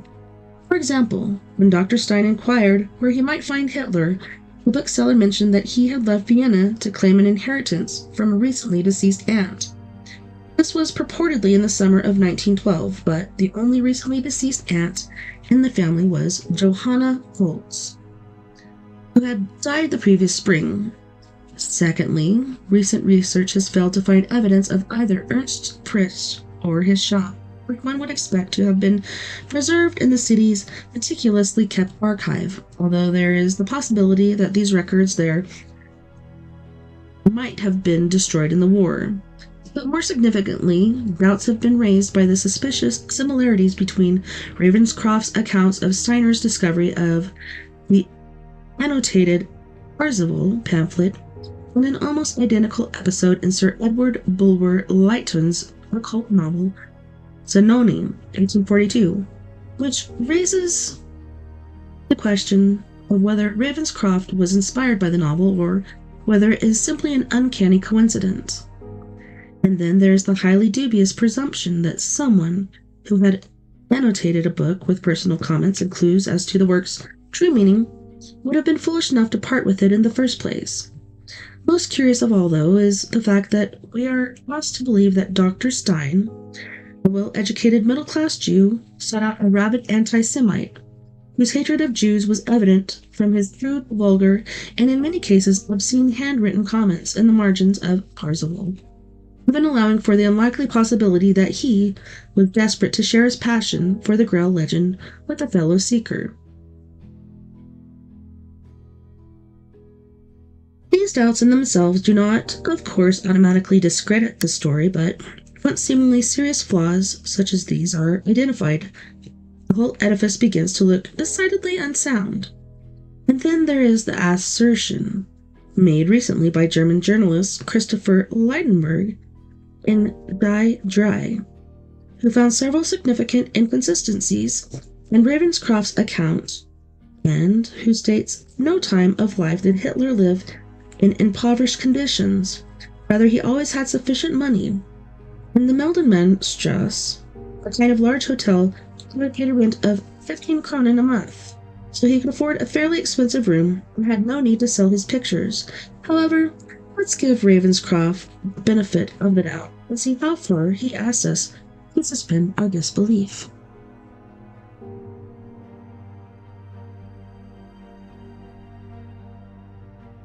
In Search of Hitler.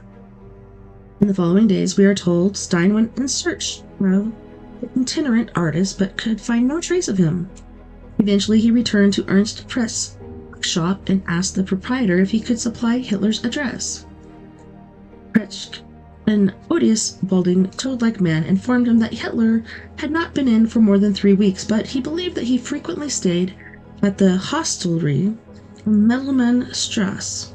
Seeing how eager the young student was to learn more about the author of The Marginalia, Pretzsch invited him to step into a small back room.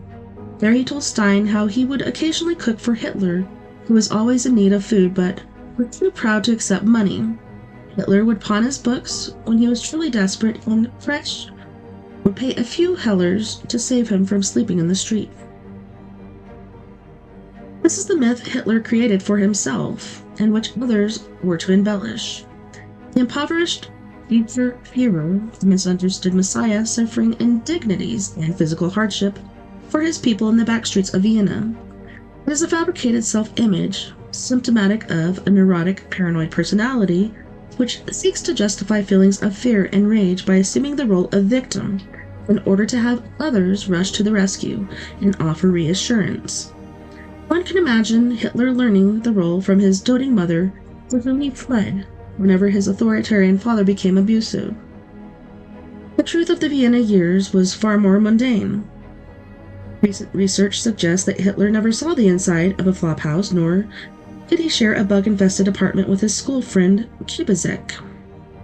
An inheritance from his aunt Johanna Poltz and his father's modest civil service pension allowed him to live in comparative comfort during these missing years, which he spent lying in bed until mid-morning, just as he was later to do at Berchtesgaden, then venturing out to sell his watercolors and clothes that may not have been tailor-made, but were of sufficient quality at least to give the lie to the image of an emaciated Viennese vagrant.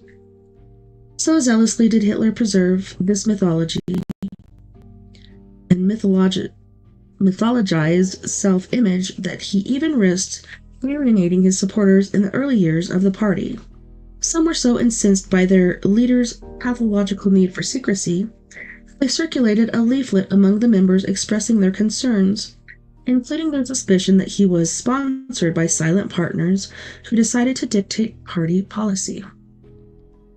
He regards the time as ripe for bringing dissension and schism into our ranks by means of the shadowy people behind him.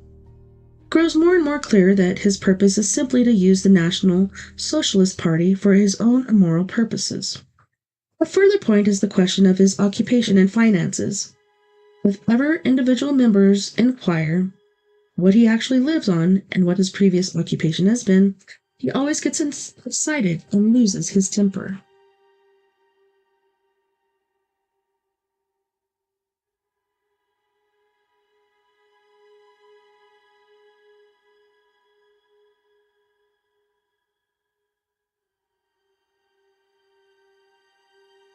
We're not skipping pages here.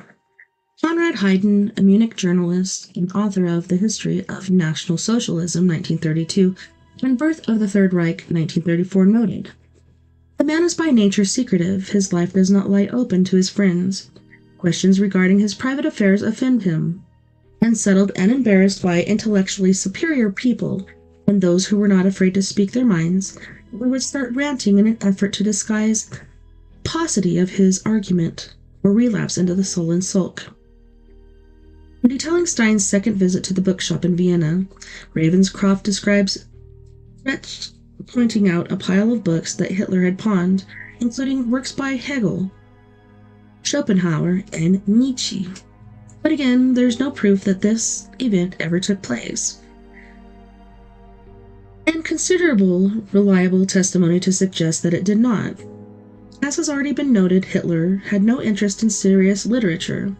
Those who knew him personally have stated that he would reread the same adolescent adventure stories over and over, and was even given the quoting passages to impress guests to the Reich's chancellery and at Berchtesgaden.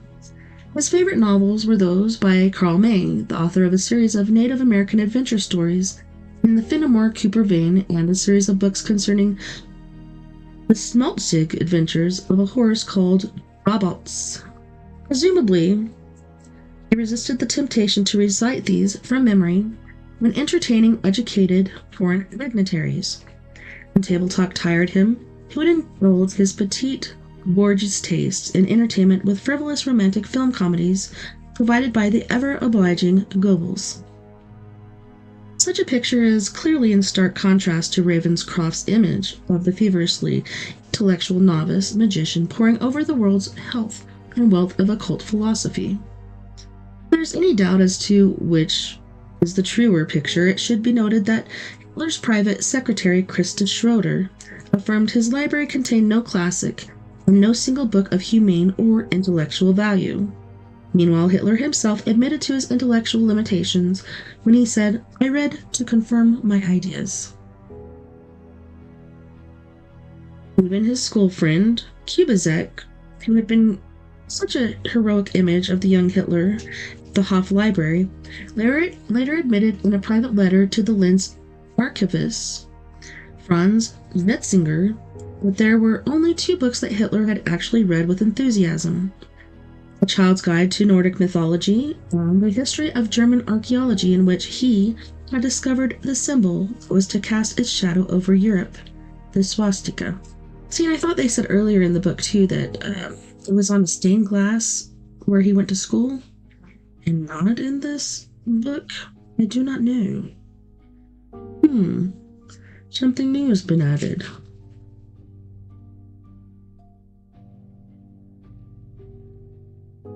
Ravenscroft's Spear of Destiny appears to belong to the same literary genre that gave rise to the Da Vinci Code. Works of highly speculative fiction featuring historical characters.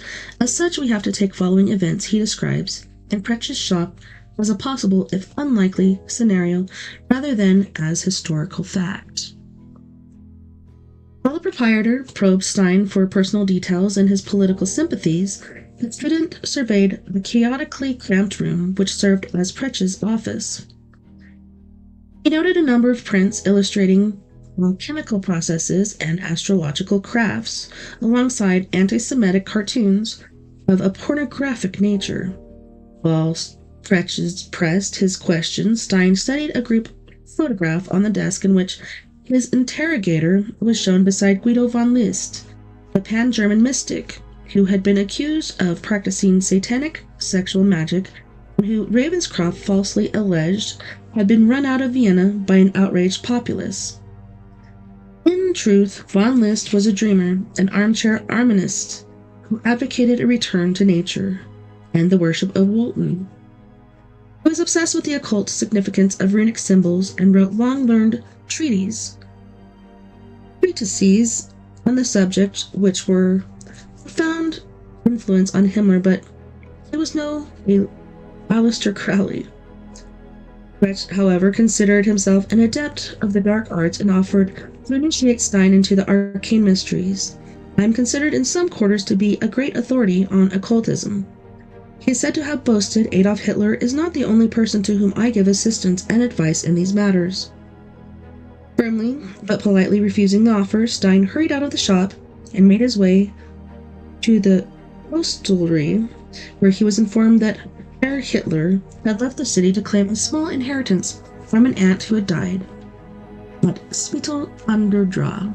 The manager did not expect Hitler to return.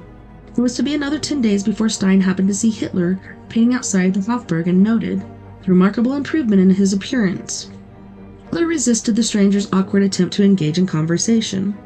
He didn't seek approval for his art, and nor was he moved by a young student's assertion that they shared a common interest in the spear. Not, that is, until Stein mentioned that he, too, had unearthed proof from a German chronicle in Cologne that the Holy Lance was the Teutonic origin. Hitler's eyes blazed into life. Little did he suspect that his fellow enthusiast, with his classic Aryan looks, was actually a Jew. Together they entered the Schatzkammer and stood before the display case in which the spear was housed. Lost in contemplation, Stein, we are asked to believe, was overcome with a vision of the crucified Christ in the presence of his sacred Christian relic, while his unlikely companion became possessed by its promise of power. Hitler stood beside him like a man in a trance. writes Ravenscroft. The man over whom shone with an alien emanation, Stein became aware that the spirit was radiating a ghostly ectoplasmic light, which Hitler absorbed into the core of his being. The transformation was terrifying. Stein feared he was witnessing Hitler's possession by the Antichrist through Ravenscroft's fails to explain how a Christian relic could attract satanic forces. On that note, boys and girls, that's the end of our show for tonight. Thanks again for joining me on We Are Paradox Media's Late Night in the Rockies. Thank you to all of our friends on We Are Paradox Media's Facebook, YouTube, Breaker, Twitter, iHeartRadio, wherever you're listening tonight beyond the Omniverse. Have a great time, and I can't wait to do it again the next weekend. Don't forget, we're all in this together. Together we can make the world a bit better. And together, my friends, we are Paradox Media, because without you, there's no us. Until next time, nighty night, love and light. Have a wonderful rest of your weekend, and I hope you have a great week. Don't work too hard. Don't take life too seriously. And, see you back here, same time, same place.